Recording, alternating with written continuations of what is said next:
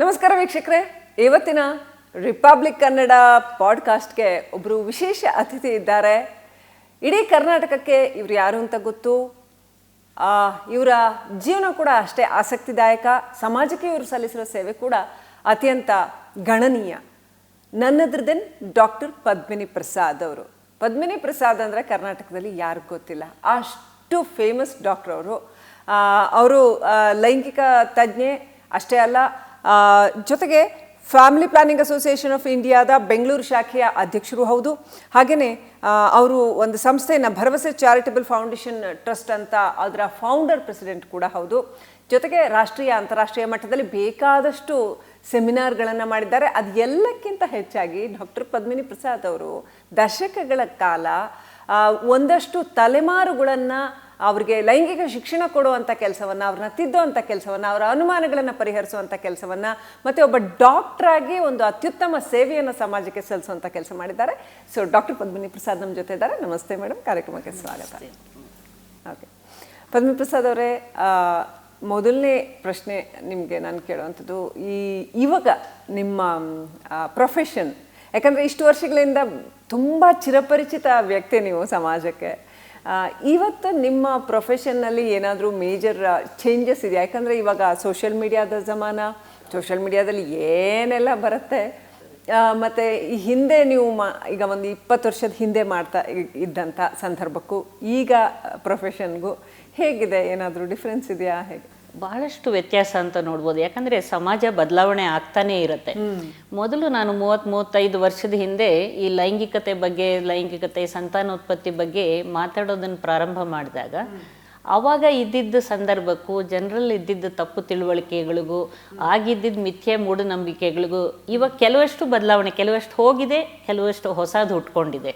ಈ ಸೋಷಿಯಲ್ ಮೀಡಿಯಾದ ಇದರಿಂದ, ಅದರಲ್ಲೂ ಯುವ ಜನಾಂಗದಲ್ಲಿ ಅವರಲ್ಲಿರುವಂಥ ಒಂದು ಆಸಕ್ತಿ ಮತ್ತು ಉದ್ರೇಕ, ಲೈಂಗಿಕತೆ ಬಗ್ಗೆ ಇರುವಂಥ ಒಂದು ತಪ್ಪು ತಿಳುವಳಿಕೆ, ಮತ್ತು ಒಂದು ಈ ಹೈ ರಿಸ್ಕ್ ಸೆಕ್ಷುವಲ್ ಬಿಹೇವಿಯರ್ ಅಂತ ಅಪಾಯಕಾರಿ ಲೈಂಗಿಕ ವ್ಯಕ್ತಿತ್ವ ಅಥವಾ ಅದರ ಜೊತೆ ಸಂಪರ್ಕಗಳಿಟ್ಕೊಳ್ಳೋದಾಗಲಿ, ಕಾಯಿಲೆಗಳು, ಮತ್ತು ಅವರಲ್ಲಿರುವಂಥ ಒಂದು ಆತಂಕ, ಭಯದಿಂದಾಗಿ ಅವರು ಒಂದು ಮದುವೆ ಮಾಡ್ಕೊಳ್ಳೋದಕ್ಕಾಗಲಿ ಅಥವಾ ಅವರ ಒಂದು ಸಂಗಾತಿ ಜೊತೆ ಜೀವನ ನಡೆಸೋದಾಗಲಿ, ಇದರಲ್ಲಿಗೆಲ್ಲ ಬಹಳಷ್ಟು ವ್ಯತ್ಯಾಸಗಳು ಬಂದಿದೆ. ಮೊದಲು ಒಂದು ಮದುವೆ ಅನ್ನೋದು ಒಂದು ಗಂಡು ಹೆಣ್ಣಿನ ಒಂದು ಸಂಬಂಧ, ಅದು ಒಂದು ಪವಿತ್ರವಾದದ್ದು, ಅದನ್ನು ನಾವು ಜೀವನ ಪರ್ಯಂತ ಜೊತೆಯಾಗಿರೋ ಅಂಥದ್ದು ಅನ್ನೋದು ಒಂದು ಭಾವನೆ. ಅದು ಇವಾಗಲೂ ಪ್ರಪಂಚದಾದ್ಯಂತ ಇದೆ. ಅದರ ಜೊತೆಗೇನೆ ನಾವು ಪ್ಯಾರಲಲಿ ಏನಾಗಿದೆ, ಇವಾಗ ಒಂದು ಲಿವ್ ಇನ್ ರಿಲೇಷನ್ಶಿಪ್ ಇರ್ಬೋದು, ಫ್ರೆಂಡ್ಶಿಪ್ ಇರ್ಬೋದು, ಅಥವಾ ಜಸ್ಟ್ ಒಂದು ಒನ್ ನೈಟ್ ಸ್ಟ್ಯಾಂಡ್ ಅಂತ ಒಂದು ಕ್ಯಾಶುವಲ್ ಸೆಕ್ಷುವಲ್ ರಿಲೇಷನ್ಶಿಪ್ ಅಂತ ಇರ್ಬೋದು. ಈ ಥರದ್ದೆಲ್ಲ ಬಹಳಷ್ಟು ಬದಲಾವಣೆಗಳನ್ನು ನೋಡ್ತಾ ಇದ್ದೀವಿ. ಇದ್ರ ಜೊತೆಗೆ ಹೊಸದಾಗಿ ಅವರಲ್ಲಿ ಬರ್ತಾ ಇರೋವಂಥ ಆತಂಕ, ಭಯ ಅಥವಾ ಕಾಯಿಲೆಗಳು, ಮಾನಸಿಕವಾಗಿ ಆಗುವಂಥ ಖಿನ್ನತೆ, ದುಃಖ, ದುಮ್ಮಾನಗಳು, ಇದು ಕೂಡ ಹೆಚ್ಚುತ್ತಾ ಹೋಗ್ತಾ ಇದೆ ಅಂತ. ಒತ್ತಡಗಳು ಕೂಡ ಜಾಸ್ತಿ ಆಗಿದೆ. ನೀವು ತಿಳಿದಂಗೆ ಮೊದಲಿದ್ದಿದ್ದು ಒಂದು ಆರಾಮದಾಯಕ ಜೀವನದಿಂದ ಇವತ್ತು ಒತ್ತಡದ ಜೀವನಕ್ಕೆ ಬಂದುಬಿಡ್ತಾ ಇದ್ದೀವಿ. ಅದು ಪಟ್ಟಣದ ಪ್ರದೇಶಗಳಲ್ಲಿ ಅದು ಕೆಲಸ ಮಾಡೋದು, ಇವರು ಕೂಡ ಎಲ್ಲ ಒಂದು ಸ್ತ್ರೀಯರೆಲ್ಲ ಏನಾಗಿದೆ, ಅವರ ಒಂದು ಭಾವನೆಗಳು, ಇಲ್ಲಿ ಕೂಡ ಬಹಳಷ್ಟು ಬದಲಾವಣೆಗಳಾಗಿದೆ. ಅವರಲ್ಲಿ ಏನಂದರೆ ಈಗ ಹೆಚ್ಚು ವಿದ್ಯಾವಂತರಾಗ್ತಾ ಇದ್ದಾರೆ, ಕೆಲಸ ತಗೊಳ್ತಿದ್ದಾರೆ, ಆರ್ಥಿಕ ಸ್ವಾತಂತ್ರ್ಯ ಅಥವಾ ಯೋಚನೆ ಮಾಡುವಂಥ ಶಕ್ತಿ, ನಿರ್ಧಾರ ತಗೊಳ್ಳೋ ಶಕ್ತಿ, ಮತ್ತು ಈ ಕಾಂಟ್ರಾಸೆಪ್ಟಿವ್ಸ್ ಇರೋವಂಥದ್ದು, ಅಬಾರ್ಷನ್ಗೆ ಸಾಧ್ಯತೆಗಳಿರೋದು, ಇವೆಲ್ಲದರಿಂದ ಏನಾಗಿದೆ, ಒಂದು ಸ್ತ್ರೀಯರಲ್ಲಿ ಒಂದು ಸೆಕ್ಷುವಲ್ ಎಮ್ಯಾನ್ಸಿಪೇಷನ್ ಅಂತ ಹೇಳ್ತೀವಿ, ಅವರಲ್ಲೇ ಒಂದು ರೀತಿಯಾಗಿ ತಮ್ಮನ್ನು ತಾವು ಅರಿತುಕೊಳ್ಳೋದಕ್ಕೆ, ತಮಗೆ ಏನು ಬೇಕು, ತಮ್ಮ ಹಕ್ಕುಗಳೇನು, ನನಗೂ ಕೂಡ ಲೈಂಗಿಕ ಭಾವನೆಗಳು, ವ್ಯಕ್ತಿತ್ವ ಇದೆ, ನನ್ನ ಸಂಗಾತಿ ನನ್ನ ಜೊತೆ ಚೆನ್ನಾಗಿರಬೇಕು, ಅವರ ನಿರೀಕ್ಷೆಗಳು ಕೂಡ ಒಂದಷ್ಟು ಜಾಸ್ತಿ ಆಗ್ತಾ ಇದೆ. ಹೀಗಾಗಿ ಆ ನಿರೀಕ್ಷೆಗಳಿಗೆ ತಕ್ಕಂತೆ ಪುರುಷರು ಅದಕ್ಕೆ ಸರಿಯಾದ ರೀತಿಯಲ್ಲಿ ಸ್ಪಂದನೆ ಮಾಡೋಕ್ಕೆ ಸಾಧ್ಯ ಆಗ್ತಾ ಇಲ್ಲ.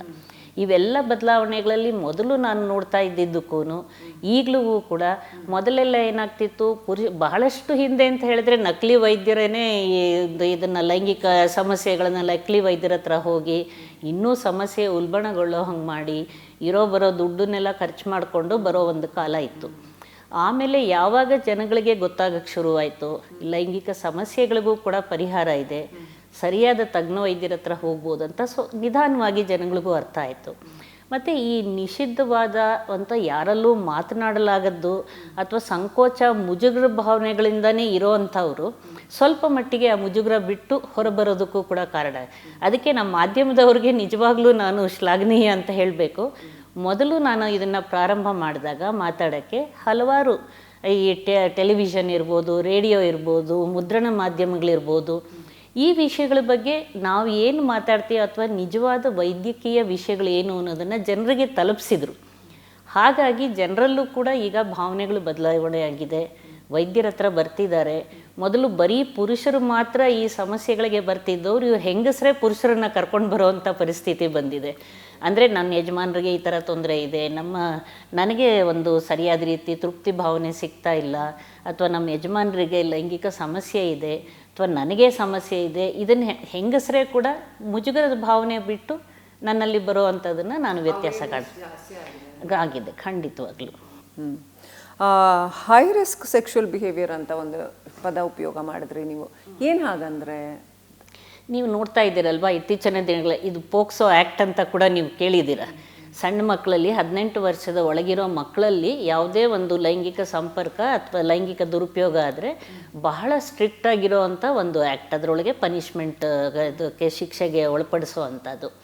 ಇದರಲ್ಲಿ ನಾವು ನೋಡ್ತಾ ಇರೋ ಹಾಗೆ ಚಿಕ್ಕ ಚಿಕ್ಕ ಹುಡುಗರು, ಹೈಸ್ಕೂಲ್ ಹುಡುಗರು, ಕಾಲೇಜ್ ಹುಡುಗರು, ಅವರಲ್ಲಿ ನಾವು ಲವ್ ಮಾಡ್ತಾ ಇದ್ದೀವಿ, ನಾವು ಮದುವೆ ಮಾಡ್ಕೊಳ್ಬೇಕು, ಇನ್ನೂ ಹೈಸ್ಕೂಲ್ SLCನೂ ದಾಟಿರಲ್ಲ, PUCಗೂ ಬಂದಿರಲ್ಲ. ಒಂದು ವೇಳೆ ಅವರು ಮದುವೆ ಮಾಡಿಕೊಂಡ್ರು ಅಥವಾ ಅವ್ರು ಯಾವ ರೀತಿ ಜೀವನ ಸಾಗಿಸ್ತಾರೆ, ಮುಂದೇನು ಅವ್ರಿಗೆ ಯಾವ ಕೆಲಸ ಸಿಗುತ್ತೆ, ಯಾವ ರೀತಿ ಮುಂದಿನ ಏನು ಯೋಚನೆಯೂ ಇಲ್ಲ. ನಾವು ಲವ್ ಮಾಡ್ತಾ ಇದ್ದೀವಿ. ಅದು ಆ ವಯಸ್ಸಿನಲ್ಲಿರುವಂಥ ಒಂದು ಅತಿಯಾದ ಆಕರ್ಷಣೆ ಅಥವಾ ಇನ್ಫ್ಯಾಚುಯೇಷನ್ ಅಂತ ಹೇಳ್ತೀವಿ. ಸೊ ಆ ರೀತಿ ಭಾವನೆಗಳಿಗೆ ಮಕ್ಕಳು ಒಳಪಡ್ತಾ ಏನಾಗಿದೆ, ದೈಹಿಕ ಸಂಪರ್ಕಕ್ಕೆ ಒಳಪಡ್ತಾ ಇದ್ದಾರೆ. ಹಾಗಾಗಿ ಏನಾಗಿದೆ, ಹದಿಹರಿಯದವರಲ್ಲಿ ಒಂದು ಲೈಂಗಿಕತೆ, ಅದರಿಂದ ಆಗುವಂಥ ಅಪಾಯಗಳು, ಯುವ ಜನಾಂಗಗಳು ಒಂದು ಸಲ ಇನ್ನು ಬಹಳಷ್ಟು ನಮ್ಮ ಬಾಯ್ ಫ್ರೆಂಡು, ಗರ್ಲ್ ಫ್ರೆಂಡ್ ಅನ್ನೋ ಒಂದು ಕಾನ್ಸೆಪ್ಟ್ಸುಗಳು ಅದೆಲ್ಲ ಇದ್ರೇ ನಾವು ಒಂದು ಫ್ಯಾಷನಬಲ್ ಇದ್ರದ್ದು. ನನಗೆ ಎಷ್ಟು ಜನ ಗರ್ಲ್ ಫ್ರೆಂಡ್ಸ್ ಇದ್ದಾರೆ, ಎಷ್ಟು ಜನ ಬಾಯ್ ಫ್ರೆಂಡ್ಸ್ ಇದ್ದಾರೆ, ಇಲ್ಲ ಅಂತ ಹೇಳಿದರೆ ಅದ್ರ ಜೊತೆಯಲ್ಲಿ ಈ ಪೀರ್ ಪ್ರೆಷರ್ ಅಂತ ಸಂಗಾತಿಗಳು ಒತ್ತಡ ಬಂದುಬಿಡತ್ತೆ. ಸೊ ನಾನು ಈ ಥರ ಇದ್ದರೆ ಬೇರೆಯವ್ರು ನನ್ನನ್ನು ತಪ್ಪಾಗಿ ತಿಳ್ಕೊಳ್ತಾರೆ, ಅವ್ರ ಗುಂಪಿಗೆ ಸೇರಿಸ್ಕೊಳ್ಳಲ್ಲ ಅನ್ನೋ ಒಂದು ಸಂಗಾತಿಗಳು ಒತ್ತಡ ಅವ್ರಿಗೆ. ಇದೆಲ್ಲ ಕಾರಣಗಳಿಂದ ಏನಾಗ್ತಿದೆ, ಹೊರಗಡೆ ಗಂಡು ಹೆಣ್ಣುಗಳು ಬೆರೆಯೋದಾಗಲಿ, ಪಿಕ್ನಿಕ್ಕು, ಪಾರ್ಟಿಗಳು, ಅದ್ರ ಜೊತೆಗೆ ಈ ಧೂಮಪಾನ, ಮದ್ಯಪಾನ, ಮಾದಕ ದ್ರವ್ಯ ವ್ಯಸನಗಳು ಬರ್ತಾ ಇರೋದು, ಪಾರ್ಟಿಗಳು.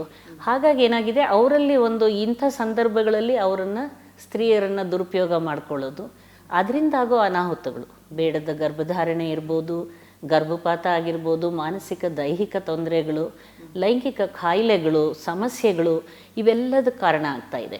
ಹಾಗಾಗಿ ಯುವಜನಾಂಗಕ್ಕೆ ಎಲ್ಲ ಮಾಹಿತಿ ಸಿಗ್ತಾ ಇದೆ. ನೀವು ಹೇಳ್ದಂಗೆ ಸೋಷಿಯಲ್ ಮೀಡಿಯಾದೊಳಗೆ ಇಂಟರ್ನೆಟ್ಟು ಅಥವಾ ಇದಕ್ಕೆಲ್ಲ ಹೋಯಿತು ಅಂದರೆ ಪೋರ್ನೋಗ್ರಫಿ ಇದ್ರದ್ದು ಅಶ್ಲೀಲ ಸಾಹಿತ್ಯಗಳು, ಅಶ್ಲೀಲ ವಿಡಿಯೋಗಳು ಎಲ್ಲ ಲಭ್ಯ ಆಗ್ತಾ ಇದೆ ಮಕ್ಕಳಿಗೆ. ಈಗ ಎಲ್ಲರ ಕೈನಲ್ಲೂ ಒಂದು ಮೊಬೈಲ್ ಇದ್ದೇ ಇರುತ್ತೆ. ಹಾಗಾಗಿ ಏನಾಗ್ತಾ ಇದೆ, ಈ ರೀತಿಯಾಗಿ ಅವ್ರಿಗೆ ಸಿಗ್ತಾ ಇರೋವಂಥ ಲೈಂಗಿಕ ವಿಷಯಗಳ ಬಗ್ಗೆ ಬರ್ತಾ ಇರೋ ಮಾಹಿತಿ ಬಹಳಷ್ಟು ತಪ್ಪು ತಿಳುವಳಿಕೆಯಲ್ಲಿ ಮತ್ತು ಉದ್ರೇಕ ರೀತಿಯಲ್ಲಿರುವಂಥದ್ದು. ಅದನ್ನು ನೋಡಿ ಏನಾಗುತ್ತೆ, ಮಕ್ಕಳಲ್ಲಿ ಆ ಭಾವನೆಗಳು ಉದ್ರೇಕಕ್ಕೆ ಒಳಗಾಗಿ ಅದನ್ನು ಎಕ್ಸ್ಪೆರಿಮೆಂಟೇಷನ್, ಒಂದು ಪ್ರಯೋಗಕ್ಕೆ ಒಳಪಡಿಸಿ ಬೇರೆಯವ್ರನ್ನ ಒಂದು ಗಂಡು ಹೆಣ್ಣನ್ನು ದುರುಪಯೋಗ ಮಾಡ್ಕೊಳ್ಳೋ ಅಂಥದ್ದು, ಈ ರೀತಿ ಆಗುವಂಥ ಸಾಧ್ಯತೆಗಳು ನಮಗೆ ಬರ್ತಾ ಇದೆ. ಹಾಗಾಗಿ ಏನಾಗ್ತಾ ಇದೆ, ಇದು ಅಪಾಯಕಾರಿ ಲೈಂಗಿಕ ಸಂಪರ್ಕಕ್ಕೆ ಒಳಪಡ್ತಾ ಇದ್ದಾರೆ. ಮೊದಲೆಲ್ಲ ಏನಾಗಿದೆ, ಒಂದು ಭಾವನೆ, ಒಂದು ಮದುವೆ ವಯಸ್ಸು ಬಂದಾಗ, ಮದುವೆ ಆದಮೇಲೆ ಅವರ ಒಂದು ಲೈಂಗಿಕ ಸಂಪರ್ಕ, ಸಂಭೋಗ ಕ್ರಿಯೆ ಪ್ರಾರಂಭವಾಗ್ತಿದ್ದೆ ಮದುವೆಯ ನಂತರ. ಇವಾಗ ಪ್ರೀ ಮ್ಯಾರಿಟಲ್ ರಿಲೇಷನ್ಶಿಪ್, ಮದುವೆಗೆ ವಿವಾಹ ಪೂರ್ವ ಸಂಬಂಧಗಳಿಂದಾಗಿ ಬಹಳಷ್ಟು ತೊಂದರೆ ಆಗ್ತಿದೆ. ಇವ್ರಿಗೆ ಯಾಕೆ ಅಂತ ಹೇಳಿದರೆ, ಆ ಹದಿಹರಿಯದ ವಯಸ್ಸಿನಲ್ಲಿ ಸರಿಯಾದ ಮಾರ್ಗದರ್ಶನ ಸಿಗ್ತಾ ಇಲ್ಲ. ಯಾವುದು ಸರಿ, ಯಾವುದು ತಪ್ಪು, ನಾವು ಒಂದು ವೇಳೆ ಈ ರೀತಿ ಅಪಾಯಕಾರಿ ಸಂಬಂಧಕ್ಕೆ ಒಳಪಟ್ಟರೆ ಏನಾಗ್ಬೋದು, ಅದರಿಂದ ಆಗೋ ತೊಡಕು ಅಥವಾ ಅದರಿಂದ ಆಗೋ ಪರಿಣಾಮಗಳೇನು, ಇದ್ರ ಬಗ್ಗೆ ತಿಳಿತಾ ಇಲ್ಲ. ವಯಸ್ಸಿನಲ್ಲಿ ಹೆಚ್ಚಿನ ಅಬಾರ್ಷನ್ಸ್ ಆದರೆ ಯಾವ ರೀತಿ ತೊಂದರೆ ಆಗುತ್ತೆ? ಖಂಡಿತವಾಗ್ಲೂ, ಯಾಕಂದರೆ ದೇಹದ ಬೆಳವಣಿಗೆ ಇನ್ನೂ ಪೂರ್ಣ ಆಗಿರಲ್ಲ. ಈಗ ನಾವು ಹದಿಹರಿಯದಲ್ಲಿ ಈ ಸಂತಾನೋತ್ಪತ್ತಿ ಪ್ರಕ್ರಿಯೆ ಅಥವಾ ಲೈಂಗಿಕ ವಿಷಯಗಳು ಅವರಲ್ಲಿ ಆ ಸಮಯದಲ್ಲಿ ಹಾರ್ಮೋನುಗಳು ಬೆಳವಣಿಗೆ ಆಗಿರ್ಬೋದು ಅಥವಾ ಜನನಾಂಗಗಳ ಬೆಳವಣಿಗೆ, ಇದೆಲ್ಲ ಪೂರ್ಣಗೊಂಡು ಒಂದು ಮೆಚುರಿಟಿ ಅಂತ ನಾವೇನು ಹೇಳ್ತೀವಿ, ಸರಿಯಾಗಿ ಪರಿಪಕ್ವತೆ ಹೊಂದಿರೋದಿಲ್ಲ. ಇಂಥ ಸಮಯದಲ್ಲಿ ಇನ್ನೂ ಕೂಡ ಅವರ ದೇಹ ಸರಿಯಾದ ರೀತಿಯಲ್ಲಿ ಆ ಗರ್ಭಧಾರಣೆಗೆ ಅಥವಾ ಇದಕ್ಕೆ ಪ್ರಸವಕ್ಕಾಗಲಿ ಅಬಾರ್ಷನ್ಗಾಗಲಿ ಇನ್ನೂ ಅದು ಪೂರ್ಣವಾಗಿ ಹೊಂದಾಣಿಕೆ ಮಾಡ್ಕೊಳ್ಳೋಕೆ ಕಷ್ಟ ಆಗುತ್ತೆ. ಅವರಲ್ಲಿ ಈ ರೀತಿ ಅಬಾರ್ಷನ್ನ ಗರ್ಭಪಾತ ಆದಾಗ ಬಹಳಷ್ಟು ತೊಂದರೆಗಳಾಗತ್ತೆ, ಒಂದು ದೈಹಿಕವಾಗಿ ಮಾನಸಿಕವಾಗಿ. ಮತ್ತು ಒಂದು ಫ್ಯಾಮಿಲಿ ಸಾಮಾಜಿಕ ವಿಷಯ ಕೂಡ ಅದರೊಳಗೆ ಬಂದಿರತ್ತೆ, ಒಂದು ಫ್ಯಾಮಿಲಿನಲ್ಲಿ ಕುಟುಂಬದಲ್ಲಾಗುವಂಥ ತೊಂದರೆಗಳು. ಈ ರೀತಿ ಅವ್ರ ದೇಹಕ್ಕೆ ತೊಂದರೆ, ರಕ್ತಸ್ರಾವ ಆಗ್ಬೋದು, ಸೋಂಕಾಗ್ಬೋದು, ಇದರಿಂದ ಮುಂದೆ ಕೂಡ ಮಕ್ಕಳಾಗೋದಕ್ಕೆ ತೊಂದರೆಗಳಾಗೋದು, ಮುಟ್ಟಿನ ತೊಂದರೆ ಆಗೋದು, ಮತ್ತು ಕಿಬ್ಬೊಟ್ಟಿನಲ್ಲಿ ಸೋಂಕುಗಳಾಗೋದು, ಇದೆಲ್ಲ ತೊಂದರೆಗಳು ನಮಗೆ ಲಾಂಗ್ ಟರ್ಮ್ ಎಫೆಕ್ಟು ಅಥವಾ ಇಮ್ಮಿಡಿಯೇಟ್ ಎಫೆಕ್ಟು. ಅದರೊಳಗೂ ಏನಾಗಿದೆ, ನಮ್ಮ ದೇಶನ ನಾವು ನಿಜವಾಗ್ಲೂ ನಾವು ಈ ದೇಶದಲ್ಲಿ ಇರೋದಕ್ಕೆ ನಾವು ಹೆಮ್ಮೆ ಪಡಬೇಕು. ಎಲ್ಲ ವಿಷಯದಲ್ಲಿ ಸ್ತ್ರೀಯರಿಗೆ ಹಲವಾರು ವಿಷಯಗಳ ಹಕ್ಕುಗಳನ್ನು ಕೊಟ್ಟಿದ್ದಾರೆ. ಮೆಡಿಕಲ್ ಟರ್ಮಿನೇಷನ್ ಆಫ್ ಪ್ರೆಗ್ನೆನ್ಸಿ ಅದನ್ನು ಲೀಗಲಿ ಅದನ್ನು ಮಾನ್ಯತೆ ಆಗಿದೆ ಅದು. ಹಾಗಾಗಿ ವೈದ್ಯರ ಹತ್ರ ಬಂದು ಒಂದು ವೇಳೆ ಈ ರೀತಿ ಏನೋ ನಡೀತು ಅಥವಾ ಅಬಾರ್ಷನ್ ಆಗಬೇಕಂತ ಸಂದರ್ಭ ಬಂತು, ತಜ್ಞ ವೈದ್ಯರ ಹತ್ರ ಬಂದು ಸರಿಯಾದ ರೀತಿಯಲ್ಲಿ ವೈದ್ಯಕೀಯ ಗರ್ಭಪಾತ ಅಧಿನಿಯಮ ಅಂತ ಇದರೊಳಗೆ ನಾವು ಅವ್ರಿಗೆ ಗರ್ಭಪಾತ ಮಾಡೋದಕ್ಕೆ ನಮಗೆ ಪರ್ಮಿಷನ್ ಇದೆ, ಸಾಧ್ಯತೆ ಇದೆ. ಅದನ್ನು ಬಿಟ್ಟು ಏನು ಮಾಡ್ತಾರೆ, ಆ ವಯಸ್ಸಿನಲ್ಲಿ ಗರ್ಭಧಾರಣೆ ಆದಾಗ ಅವ್ರಿಗೆ ಎಲ್ಲಿ ಹೋಗ್ಬೇಕು, ಏನು ಮಾಡ್ಬೇಕು ಗೊತ್ತಿಲ್ಲ, ಫ್ರೆಂಡ್ ಎಲ್ಲೋ ಕರ್ಕೊಂಡು ಹೋಗ್ತಾರೆ, ಇವರೆಲ್ಲ ಕರ್ಕೊಂಡು ಹೋಗ್ತಾರೆ, ಯಾವುದೋ ಒಂದು ನಕಲಿ ಡಾಕ್ಟ್ರ್ ಹತ್ರ ಹೋಗಿ ಗರ್ಭಪಾತ ಮಾಡಿ ಪ್ರಾಣನೇ ಕಳ್ಕೊಂಡಿರೋರು ಎಷ್ಟೋ ಜನ ಇದ್ದಾರೆ. ಅಲ್ಲಿ ಅರ್ಧಂಬರ್ಧ ಅಬಾರ್ಷನ್ ಆಗಿ ನಮ್ಮ ಹತ್ರ ಬಂದು ಅದನ್ನು ಸೋಂಕಿನ ಗರ್ಭಪಾತ ಆಗಿ ಈ ವಿಪರೀತ ರಕ್ತಸ್ರಾವ ಆಗಿ ಎಷ್ಟೋ ಜನ ಪ್ರಾಣ ಕಳ್ಕೊಂಡಿರೋದು ಕೂಡ ನಾವು ನೋಡ್ತೀವಿ. ಸೊ ಇದೆಲ್ಲ ಕಾರಣಗಳಾಗತ್ತೆ ನೀವು ಗರ್ಭಪಾತದಿಂದ ವಿವಾಹ ಪೂರಿತ ಗರ್ಭಧಾರಣೆಯಿಂದ ಆಗುವಂಥ ತೊಡಕುಗಳದು. ಇನ್ನು ಈ ಯುವ ಜನಾಂಗ ಅಥವಾ ಆನಂತರದಲ್ಲಿ ಮಧ್ಯವಯಸ್ಕರು ಇವರ ಲೈಂಗಿಕತೆಯ ಕುರಿತಾದ ಗ್ರಹಿಕೆಗಳ ವಿಚಾರಕ್ಕೆ ಬರೋದಾದರೆ ಇವರು ಹೇಗೆ ನೋಡ್ತಾರೆ ಲೈಂಗಿಕತೆಯನ್ನು ಅಂತ ಬರೋದಾದರೆ, ಸಾಕಷ್ಟು ಮಿತ್ಸ್ ಇದೆ ಲೈಂಗಿಕತೆ ಕುರಿತಾಗಿ. ಲೈಂಗಿಕತೆ ಅಂತಂದರೆ ಹಿಂದೆ ನೀವು ಹೇಳಿದಾಗೆ ಒಂಥರ ಮಿತ್ಸ್ ಇದ್ದರೆ, ಇವತ್ತು ಸೋಷಿಯಲ್ ಮೀಡಿಯಾ ಜಮಾನದಲ್ಲಿ ಇನ್ನೊಂದು ಥರ ಮಿತ್ಸ್ ಇದೆ. ಆದರೂ ಹೊಸದಾದ ಸುಳ್ಳುಗಳು, ತಪ್ಪು ಕಲ್ಪನೆಗಳು, ತಪ್ಪು ಗ್ರಹಿಕೆಗಳು ಇದೆ.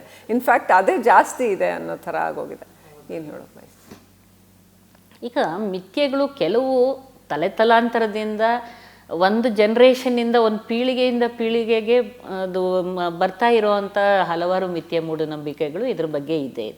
ಇವತ್ತಿಗೂ ಕೂಡ ಲೈಂಗಿಕತೆ ಅಥವಾ ಸಂಭೋಗ ಆಗಿರ್ಬೋದು, ಮದುವೆ, ಗಂಡು ಹೆಣ್ಣಿನ ಸಂಬಂಧ, ಇದೆಲ್ಲ ಮಾತನಾಡಬಾರದ ವಿಷಯಗಳು, ನಿಷಿದ್ಧ ವಿಷಯಗಳು. ಅದ್ರ ಬಗ್ಗೆ ಏನೇ ತೊಂದರೆ ತಕರಾರಾದರೆ ಅವರಲ್ಲೇ ಮನಸ್ಸಲ್ಲಿ ಇಟ್ಕೊಂಡು ಕೊರಗಿ ಅವ್ರಿಗೆ ಅದಕ್ಕೆಲ್ಲ ಏನೂ ಚಿಕಿತ್ಸೆ ಇಲ್ಲ ಅಥವಾ ಅದಕ್ಕೆ ನಾವೇನಾದರೂ ಸಹಾಯ ಮಾಡೋಕ್ಕೆ ಸಾಧ್ಯ ಇಲ್ಲ ಅನ್ನೋ ಭಾವನೆ ಇನ್ನೂ ಹಲವಾರು ಜನರಲ್ಲಿದೆ. ಎಷ್ಟೋ ಜನ ಕೆಲವೊಂದು ಮುಂದುವರಿದ ಜನಾಂಗ ನಾವು ನೋಡ್ಬೋದು, ಅದರೊಳಗೇನೆ ಸ್ವಲ್ಪ ಇನ್ನೂ ಹೆಚ್ಚು ಕಡಿಮೆ ತಿಳುವಳಿಕೆ ಇರುವಂಥವ್ರನ್ನೂ ನಾವು ನೋಡ್ತೀವಿ. ಜನ ಇವತ್ತು ಅವ್ರ ಕೈಲಿ ಮೊಬೈಲ್ ಇರುತ್ತೆ, ಅವ್ರಿಗೆ ಎಲ್ಲ ಇನ್ಫಾರ್ಮೇಷನ್ ಆ್ಯಕ್ಸೆಸ್ ಇರುತ್ತೆ, ಆದರೂ ಕೂಡ ಅವ್ರಿಗೆ ಈ ವಿಚಾರದ ಈ ಗಂಡ ಹೆಂಡತಿ ಮಧ್ಯೆ ನಾನು ಹೇಳೋದು, ಎಷ್ಟೊಂದು ಜನ ರೀಸೆಂಟ್ಲಿ ಅವ್ರು ಎಜುಕೇಟೆಡ್ಸ್ ಇರ್ತಾರೆ, IT ಕಂಪ್ನಿನಲ್ಲೋ ಇನ್ನೆಲ್ಲೋ ಕೆಲಸ ಮಾಡ್ತಿರ್ತಾರೆ, ಆದರೂ ಈ ವಿಚಾರದಲ್ಲಿ ಮುಕ್ತವಾಗಿ ಮಾತಾಡ್ಕೊಳ್ಳೋದಿಲ್ಲ. ಈಗ ಅತಿ ಹೆಚ್ಚು ವಿದ್ಯಾವಂತರು ಮತ್ತು ತುಂಬ ಮುಂದುವರೆದು ಕೆಲವು ಒಂದಷ್ಟು ಹುಡುಗರು ಅಥವಾ ಜನರು ಏನಾಗುತ್ತೆ ಅಂದರೆ ಅವರೆಲ್ಲ ಫೋಕಸ್ ಅವ್ರಿಗೆ ಜೀವನದಲ್ಲಿ ಓದೋದು, ಮುಂದೆ ಬರೋದು, ಒಳ್ಳೆ ಕೆಲಸ ತಗೊಳ್ಳೋದು, ಇದರೊಳಗೇನೆ ಫೋಕಸ್ ಇರುತ್ತೆ. ಈ ಜನರಲ್ ಲೈಫ್ ಸ್ಕಿಲ್ಸ್ ಅಂತೇಳಿ ನೀವು ಹಾಗೆ ಕೆಲವು ಹಳ್ಳಿಗಾಡನ್ನು ಕೆಳಸ್ತರದ ವ್ಯಕ್ತಿಗಳನ್ನು ನೋಡಿ, ಅವರಲ್ಲಿರೋ ಒಂದು ಜನರಲ್ ಲೈಫ್ ಸ್ಕಿಲ್ಸ್, ಜೀವನ ಕೌಶಲ್ಯ ಅಂತ ಏನು ಹೇಳ್ತೀವಿ, ದಿನನಿತ್ಯ ಜೀವನಕ್ಕೆ ನಮಗೆ ಬೇಕಾದ ನಮ್ಮನ್ನು ನಾವು ಸಂಭಾಳಿಸ್ಕೊಳ್ಳೋಕೆ ಬೇಕಾದಂಥ ಕೌಶಲ್ಯಗಳು ಅವರಲ್ಲಿ ಹೆಚ್ಚಿಗೆ ಇರುತ್ತೆ. ಇವರಲ್ಲಿ ಏನಾಗ್ಬಿಡತ್ತೆ, ಇವರು ಓದೋದು, ಮಾಡೋದು, ಮುಂದೆ ಬರೋದು, ಇವರ ಫೋಕಸ್ಸೇ ಬೇರೆ ಆಗತ್ತೆ. ಹಾಗಾಗಿ ಇವತ್ತಿಗೂ ನಾನು ಎಷ್ಟೋ ಜನ ನೋಡಿದ್ದೀನಿ, ನಾನ್ ಕನ್ಸುಮೇಷನ್ ಆಫ್ ಮ್ಯಾರೇಜ್ ಅಂದರೆ ಮದುವೆ ಆದಮೇಲೂ ಕೂಡ ಅವ್ರ ಮೇಲೆ ಸಂಭೋಗ ಕ್ರಿಯೆನೇ ನಡೆದಿರಲ್ಲ. 5 ವರ್ಷ, 10 ವರ್ಷ, 15 ವರ್ಷ ಸಂಭೋಗ ಕ್ರಿಯೆ ನಡೆದಿರಲ್ಲ. ಅವರು ಜನರ ಒತ್ತಡಕ್ಕೆ, ಕೌಟುಂಬಿಕ ಒತ್ತಡಕ್ಕೋಸ್ಕರ ಮಕ್ಕಳಾಗಬೇಕು, ಗರ್ಭಧಾರಣೆ ಆಗಿಲ್ಲ ಅನ್ನೋ ಒತ್ತಡಕ್ಕೆ ವೈದ್ಯರ ಹತ್ರ ಬಂದಾಗಲೇ ಗೊತ್ತಾಗೋದು ಅವ್ರು ಸರಿಯಾಗಿ ಸಂಭೋಗ ಕ್ರಿಯೆನೇ ಮಾಡಿಲ್ಲ ಅಂತ. ಕೆಲವು ಸಲ ಅವ್ರಿಗೂ ಅದು ಗೊತ್ತೇ ಇರಲ್ಲ, ಅವ್ರು ಯಾವ ರೀತಿ ಇದ್ದಾರೋ ಅದೇ ಸರಿ ಅಂದ್ಕೊಂಡ್ಬಿಟ್ಟಿರ್ತಾರೆ. ಒಂದು ಹಂತಕ್ಕೆ ಬಂದ ಮೇಲೆ ಅವರು ಎಜುಕೇಟೆಡ್ ಕ್ಲಾಸ್ ಇದೆಲ್ಲ ಅಂದರೆ ಒಂದು ಮುಜುಗರದ ಭಾವನೆ ಬರುತ್ತೆ. ಹೇಗೆ ಬೇರೆಯವ್ರಿಗೆ ಹೇಳೋದು ಅಥವಾ ಹೆಂಗೆ ಕೇಳೋದು, ಇದ್ರ ಬಗ್ಗೆ ತಿಳ್ಕೊಳ್ಳೋದು ಹೇಗೆ ಅದು ಅಜ್ಞಾನ ಅಥವಾ ಅರೆಬರೆ ಜ್ಞಾನ ಅಂತ ಹೇಳ್ಬೋದು. ಅದ್ರ ಬಗ್ಗೆ ಕಡಿಮೆ ತಿಳುವಳಿಕೆ ಇರೋದನ್ನು ನಾನು ನೋಡಿದ್ದೀನಿ. ಮತ್ತು ಅದು ನಿಜವಾದ ಲೈಂಗಿಕ ಸಮಸ್ಯೆಗಳು ಕೆಲವರು ಇರುತ್ತೆ. ಆದರೆ ಏನಾಗುತ್ತೆ, ಈ ಸಮಸ್ಯೆಗಳು ಬಂದಾಗ ಅವರಿಬ್ಬರಲ್ಲಿ ಏನು ಮಾಡಬೇಕು ಅಂತ ಗೊತ್ತಾಗದೆ ತಂದೆ ತಾಯಿನ ಕೇಳೋಕ್ಕಾಗಲ್ಲ, ಫ್ರೆಂಡ್ಸನ್ನು ಕೇಳೋಕ್ಕಾಗಲ್ಲ. ಎಲ್ಲ ವೈದ್ಯರು ಇದರೊಳಗೆ ಈ ವಿಷಯದಲ್ಲಿ ಪರಿಣಿತಿ ಇರೋದಿಲ್ಲ, ಲೈಂಗಿಕ ಸಂಪರ್ಕ ಅಥವಾ ಸಂಭೋಗ ಇದ್ರ ಬಗ್ಗೆ ಸರಿಯಾದ ಮಾಹಿತಿ ಕೊಡೋದಕ್ಕೆ. ಹಾಗಾಗಿ ಅವ್ರಿಗೆ ಸರಿಯಾದ ರೀತಿಯಲ್ಲಿ ಸಹಾಯ ಸಿಕ್ಕೇ ಇರಲ್ಲ. ಹಾಗೇ ಅವರು ನಾನ್ ಕನ್ಸುಮೇಟೆಡ್ ಮ್ಯಾರೇಜ್ ಅಥವಾ ಆ ಸಂಭೋಗರಹಿತ ಮದುವೆನೇ ಕಂಟಿನ್ಯೂ ಆಗ್ತಾ ಇರುತ್ತೆ. ಆವಾಗ ಬಂದಾಗ ಏನಾಗುತ್ತೆ, ನಮ್ಗೆ ಎಷ್ಟೋ ಸ್ತ್ರೀಯಲ್ಲಿರೋ ಲೈಂಗಿಕ ಸಮಸ್ಯೆ ಇರ್ಬೋದು ಅಥವಾ ಪುರುಷರಲ್ಲಿರೋ ಲೈಂಗಿಕ ಸಮಸ್ಯೆ, ಬೆಳವಣಿಗೆಯ ತೊಂದರೆಗಳು, ಇದನ್ನೆಲ್ಲ ಕಂಡುಹಿಡಿದು ಅವ್ರಿಗೆ ಟ್ರೀಟ್ಮೆಂಟ್ ಕೊಟ್ಟಾಗ ಅವ್ರ ಜೀವನ ಚೆನ್ನಾಗಾಗತ್ತೆ.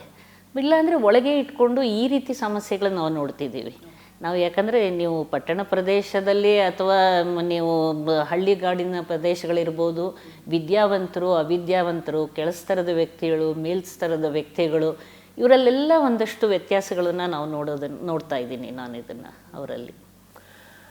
ಈ ಒಂದು ಮಗು ಮಾಡ್ಕೊಳ್ಳೋ ವಿಚಾರದಲ್ಲಿ ಇರಬಹುದು ಅಥವಾ ಫರ್ಟಿಲಿಟಿ ವಿಚಾರದಲ್ಲಿ ಇರಬಹುದು, ಗಂಡ ಹೆಂಡತಿ ನಡುವೆ ಯೂಶ್ವಲಿ ಅಂದರೆ ಯಾರಿಗೆ ದೌರ್ಬಲ್ಯ ಇದೆ ಅಂತ ಗೊತ್ತಾಗೋದಿಲ್ಲ. ಹೆಚ್ಚಿನ ಜನ ಇವತ್ತು ಮಕ್ಕಳು ಮಾಡ್ಕೊಳ್ಳೋಕೆ ತುಂಬ ಪರದಾಡ್ತಾ ಇದ್ದಾರೆ. ಒಂದು ಕರೆಕ್ಟಾಗಿ ಒಂದು ಕನ್ಸೀವ್ ಆಗಬೇಕು ಅಂತಂದರೆ ಭಾಳ ಕಷ್ಟಪಡುವಂಥ ಒಂದು ಪರಿಸ್ಥಿತಿ ನಿರ್ಮಾಣ ಆಗಿಬಿಟ್ಟಿದೆ. ಭಾಳ ದುಡ್ಡು ಕೊಟ್ಟು ಡಾಕ್ಟ್ರ್ ಹತ್ರ ಹೋಗಿ IVF ಮತ್ತೊಂದು 108. ಅದು ಪುರುಷರಲ್ಲಿ ದೌರ್ಬಲ್ಯ ಅಂದರೆ ಯಾವ ರೀತಿ ಇರುತ್ತೆ ಲೈಂಗಿಕ ದೌರ್ಬಲ್ಯ, ಮಹಿಳೆಯರಲ್ಲಿ ದೌರ್ಬಲ್ಯ ಅಂದರೆ ಸಮಸ್ಯೆಗಳು ಅಂದರೆ ಯಾವ ರೀತಿ ಆಗ್ಬೋದು ಅಂತ. ಇವಾಗ ಈ ಲೈಂಗಿಕತೆಗೂ ಸಂತಾನೋತ್ಪತ್ತಿಗೂ ಅದು ಒಂದಕ್ಕೊಂದಕ್ಕೆ ಹೊಂದ್ಕೊಂಡಿರೋದೇನೆ ಅದು ನಾನು ಲೈಂಗಿಕತೆ ಅಂತ ಹೇಳಿದಾಗ. ಇದರೊಳಗೆ ಏನಾಗುತ್ತೆ ಅಂದರೆ, ನೀವು ಫರ್ಟಿಲಿಟಿ ಬಗ್ಗೆ ಹೇಳಿದ ಮಕ್ಕಳಾಗೋದು ಅಥವಾ ಗರ್ಭಧಾರಣೆ ವಿಷಯ, ಆ ತೊಂದರೆ ಸ್ತ್ರೀಯರಲ್ಲೂ ಇರ್ಬೋದು ಅಥವಾ ಪುರುಷರಲ್ಲೂ ಇರ್ಬೋದು ಅಥವಾ ಇಬ್ಬರಲ್ಲೂ ಇರ್ಬೋದು ಅಥವಾ ಇಬ್ಬರಲ್ಲೂ ಏನೂ ಇಲ್ಲದೆ ಇರ್ಬೋದು. ನಾವು ಪರೀಕ್ಷೆ ಮಾಡಿದಾಗ ಎಲ್ಲ ಸರಿಗೆ ಇರುತ್ತೆ, ಸಂಭೋಗ ಕ್ರಿಯೆನೇ ಆಗ್ತಾ ಇರಲ್ಲ ಸರಿಯಾಗಿ, ಅದು ಪ್ರಾಬ್ಲಮ್ ಆಗುತ್ತೆ. ಈಗ ಸಂಭೋಗ ಕ್ರಿಯೆ ಸರಿಯಾಗಿ ಆಗಲಿಲ್ಲ ಅಂದರೆ ಅದು ಗರ್ಭಧಾರಣೆಗೆ ಮಾಡ್ಕೊಳ್ಳೋದಕ್ಕೆ ತೊಡಕಾಗತ್ತೆ. ಆದ್ದರಿಂದ ಏನಾಗುತ್ತೆ, ನಾವು ಅದಕ್ಕೇ ಶಾರ್ಟ್ ಕಟ್ ನೀವು ಹೇಳ್ತಾ ಇದ್ರೆ IVF, ದುಡ್ಡು ಖರ್ಚು ಮಾಡೋದು, ಇದು ಮಾಡೋದು, ಕಷ್ಟಪಡೋದು, ಇಂಥವನ್ನೆಲ್ಲ ಅಂತ. ಅದು ಒಂದು ಈಸಿಯಾಗಿ ಈಗ ಯಾಕಂದರೆ ಈಗ ಇಬ್ಬರೂ ದುಡಿಯೋ ಅಂಥವ್ರಾದರೆ, ಹೆಣ್ಣು ಗಂಡು ಒಂದು ಸ್ತ್ರೀಯರಲ್ಲಿ ಅವ್ರಿಗೆ ಎಷ್ಟೋ ಸಲ ಜೊತೆ ಇರೋಕ್ಕೆ ಸಮಯನೇ ಸಿಕ್ಕಲ್ಲ. ಎಷ್ಟೋ ಜನದಲ್ಲಿ ತುಂಬ ಬ್ಯುಸಿ ಎಕ್ಸಿಕ್ಯೂಟಿವ್ಸು, ಇವರೊಂದು ಕಡೆ ಹೋಗ್ತಿರ್ತಾರೆ, ಅವರೊಂದು ಕಡೆ ಅಮೆರಿಕಾಗೊಬ್ಬರು, ಆಸ್ಟ್ರೇಲಿಯಾಗೊಬ್ಬರು, ಗಲ್ಫ್ಗೊಬ್ಬರು. ಸುಮ್ಮನೆ ಈಗ ಎಷ್ಟೋ ಸಲ ಹೇಳ್ತಾರೆ, ನಾವು ಏರ್ಪೋರ್ಟಲ್ಲಿ ಹಾಯ್ ಬಾಯ್ ಹೇಳೋದಕ್ಕಷ್ಟೇ ನಾವು ಹಸ್ಬೆಂಡ್ ವೈಫ್ ಆಗಿದ್ದೀವಿ, ಸಮಯನೇ ಸಿಗಲ್ಲ ನಮ್ಮಿಬ್ರಿಗೂ ಅಂತ ಹೇಳಿ. ಹೀಗಾಗಿ ಏನಾಗುತ್ತೆ, ಈ ಅಂಡಾಣು ಬಿಡುಗಡೆ ಸಮಯದಲ್ಲಿ ಇಬ್ಬರೂ ಒಂದು ಸರಿಯಾದ ರೀತಿ ಲೈಂಗಿಕ ಸಂಪರ್ಕ ಕೂಡ ಮಾಡೋಕ್ಕಾಗದೆ ಅದರಿಂದನೇ ಈ ಗರ್ಭಧಾರಣೆ ಆಗದೆ ಇರ್ಬೋದು. ಅವರಲ್ಲೆಲ್ಲ ಸರಿ ಇರ್ಬೋದು. ಇನ್ನೂ ಒಂದು ಏನಾಗುತ್ತಿದೆ, ಸ್ತ್ರೀಯರು ಕೂಡ ವಿದ್ಯಾವಂತರಾಗಿ ಅವ್ರ ಒಂದು ಕೆಲಸ ತೊಗೊಂಡು ಅವ್ರ ಕಾಲ ಮೇಲೆ ನಿಂತು ನಂತರ ಅವರು ಮದುವೆ ಮಾಡ್ಕೊಳ್ಳೋದು ಅಥವಾ ಗರ್ಭಧಾರಣೆ ಪ್ರಯತ್ನ ಮಾಡೋದಕ್ಕೆ ಹೋಗ್ತಾರೆ. ಹಾಗಾಗಿ ಗರ್ಭಧಾರಣೆ ವಯಸ್ಸು ಮುಂದೂಡ್ತಾ ಇದೆ. 30-35 ವರ್ಷ ದಾಟೋದ ಥರನೂ ಆಗ್ತಾಯಿದೆ. ಎಷ್ಟೋ ಸಲ 40 ವರ್ಷದ ತನಕನೂ ಬರುತ್ತೆ. ಅಂಥ ಸಮಯದಲ್ಲಿ ಸಹಜವಾಗಿ ಗರ್ಭಧಾರಣೆ ಆಗುವಂಥ ಚಾನ್ಸಸ್ಸು ಕಡಿಮೆ ಆಗುತ್ತೆ. ಸೊ ಇದರೊಳಗೆ ಏನಾಗಿದೆ, ನಮ್ಮ ವೈದ್ಯಕೀಯ ಬೆಳವಣಿಗೆಗಳಲ್ಲಿ ಇದೆಲ್ಲ ಈ ಸೈಂಟಿಫಿಕ್ ಪ್ರೋಗ್ರೆಸ್ಸಲ್ಲಿ ಏನಾಗಿದೆ, ನಾವು ಬಹಳಷ್ಟು ಸಮಸ್ಯೆಗಳು, ಗರ್ಭಧಾರಣೆ ಸಮಸ್ಯೆಗಳಿಗೆ ನಾವು ಅದಕ್ಕೆ ಚಿಕಿತ್ಸೆ ಕೊಟ್ಟು ಮಕ್ಕಳಾಗೋದಕ್ಕೆ ಮಾಡೋದಕ್ಕೆ ಸಾಧ್ಯತೆ ಇದೆ. ಅದನ್ನೆಲ್ಲ ಅದು ನಿಜವಾಗ್ಲೂ ಅದೊಂದು ವರದಾನ. IVF ಬಹಳಷ್ಟು ಜನರಿಗೆ ಅದೊಂದು ನಿಜವಾಗಿ ವರದಾನ, ಟೆಸ್ಟ್ ಟ್ಯೂಬ್ ಬೇಬಿ ಅಂತ ಹೇಳೋದದು. ಸೊ ಅಂಥವರಲ್ಲಿ ನಾವು ಏನು ತೊಂದರೆ ಇದೆ ಅವ್ರಿಗೆ ನಿಜವಾಗ್ಲೂ ಇದನ್ನು ಟೆಸ್ಟ್ ಟ್ಯೂಬ್ ಬೇಬಿ ಥರ ಪ್ರಣಾಳ ಶಿಶು ವಿಧಾನನೇ ಬೇಕಾ, ಸಹಜವಾಗಿ ಅವ್ರಿಗಾಗತ್ತಾ? ಎಷ್ಟೋ ಸಲ ಬರೀ ಅವ್ರದ್ದೊಂದು ಸಂಭೋಗ ಕ್ರಿಯೆ ಸರಿ ಮಾಡಿ ಅವ್ರದ್ದೊಂದು ಏನೋ ಒಂದು ಮುಟ್ಟಿನ ತೊಂದರೆ ಇದನ್ನು ಸರಿ ಮಾಡಿದರೆ ಅವರು 1-2-3 ತಿಂಗಳಲ್ಲೇ ಪ್ರೆಗ್ನೆನ್ಸಿ ಆಗಿರುತ್ತೆ.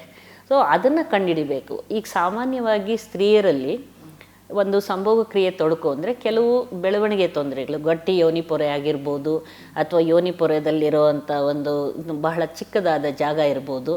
ಹಾಗಾಗಿ ಏನಾಗುತ್ತೆ, ಸಂಭೋಗ ಕ್ರಿಯೆ ಆಗಿರಲ್ಲ. ಅದನ್ನು ನಾವು ನೋಡಿ ಸರಿಪಡಿಸಿದ್ರೇ ನಾವು ಅದಕ್ಕೊಂದು ಚಿಕ್ಕ ಶಸ್ತ್ರಕ್ರಿಯೆಯಲ್ಲಿ ಸರಿ ಮಾಡ್ಬೋದು. ಇನ್ನು ಕೆಲವರು ಸ್ತ್ರೀಯರಲ್ಲಿ ಏನಾಗುತ್ತೆ, ಈ ಯೋನಿ ಸೆಳೆತ ಅಂತ ಅಥವಾ ವಜೈನಿಸ್ಮಸ್ ಅಂತ ಹೇಳ್ತೀವಿ. ಬಹಳಷ್ಟು ಜನ ಇದನ್ನು ಕಂಡುಹಿಡ್ಕೊಳ್ಳೋದಕ್ಕಾಗಲ್ಲ. ಅವ್ರು ಏನು ಮಾಡ್ತಾರೆ, ನಮಗೆ ಇವ್ರು ಇಲ್ಲ, ಹಸ್ಬೆಂಡ್ ಬಂದು ಹೇಳ್ತಾರೆ, ಇವರು ನನಗೆ ಇದನ್ನು ಸಹಕರಿಸೋದೇ ಇಲ್ಲ, ಬಹಳ ಸುಮ್ಮನೆ ನೋವು ಇದು ಅಂತ ಹೇಳಿಬಿಟ್ಟು ನಂಗೆ ಸಹಕರಿಸಲ್ಲ, ಹಾಗಾಗಿ ನಾವು ಸಂಭೋಗ ಕ್ರಿಯೆ ಮಾಡೋಕ್ಕೆ ಆಗ್ತಾಯಿಲ್ಲ. ಅವರು ಹೇಳ್ತಾರೆ, ನನಗಿಲ್ಲ, ನನಗೆ ಅದನ್ನು ಭಯ ಆಗುತ್ತೆ, ನನಗೆ ಅದು ಪೇಯ್ನ್ ಆಗುತ್ತೆ, ಬ್ಲೀಡಿಂಗ್ ಆಗುತ್ತೆ. ಇದು ಒಂದು ತಪ್ಪು ತಿಳುವಳಿಕೆಯಿಂದ ಆಗಿರುವಂಥ ಇದು ಪ್ರಾಬ್ಲಮ್ಸು.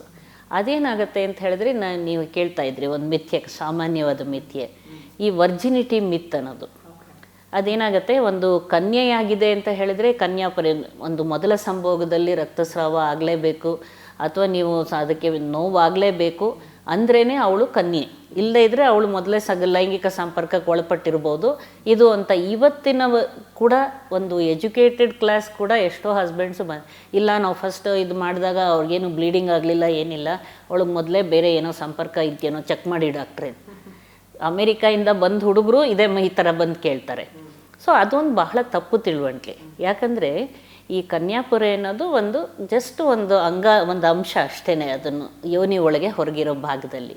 ಅದು ಕೆಲವರಲ್ಲಿ ಬೆಳವಣಿಗೆ ಹಂತದಲ್ಲೇ ಕೆಲವು ಸಲ ಗಟ್ಟಿ ಯೋನಿಪುರ ಇರ್ಬೋದು, ಮತ್ತು ಸಡಿಲವಾಗಿರ್ಬೋದು, ಅದರಲ್ಲೂ ಎಲಾಸ್ಟಿಕ್ ಆಗಿರ್ಬೋದು, ಅದರೊಳಗಿರೋವಂಥ ಒಂದು ಜಾಗ ಅಥವಾ ಕಿಂಡಿ ಅದನ್ನು ಕಡಿಮೆ ಇರ್ಬೋದು, ದೊಡ್ಡದಿರ್ಬೋದು, ಅದೆಲ್ಲ ವ್ಯತ್ಯಾಸ ಆಗುತ್ತೆ ಒಬ್ಬರಿಂದೊಬ್ಬರಿಗೆ. ಹಾಗಾಗಿ ಪ್ರತಿಯೊಂದು ಸ್ತ್ರೀಯರಿಗೂ ಕೂಡ ಮೊದಲ ಸಂಭೋಗದಲ್ಲಿ ರಕ್ತಸ್ರಾವ ಆಗಲೇಬೇಕು ಅಥವಾ ಅದನ್ನು ನೋವು ಆಗಲೇಬೇಕು ಅಂತ ಖಂಡಿತ ಇಲ್ಲ.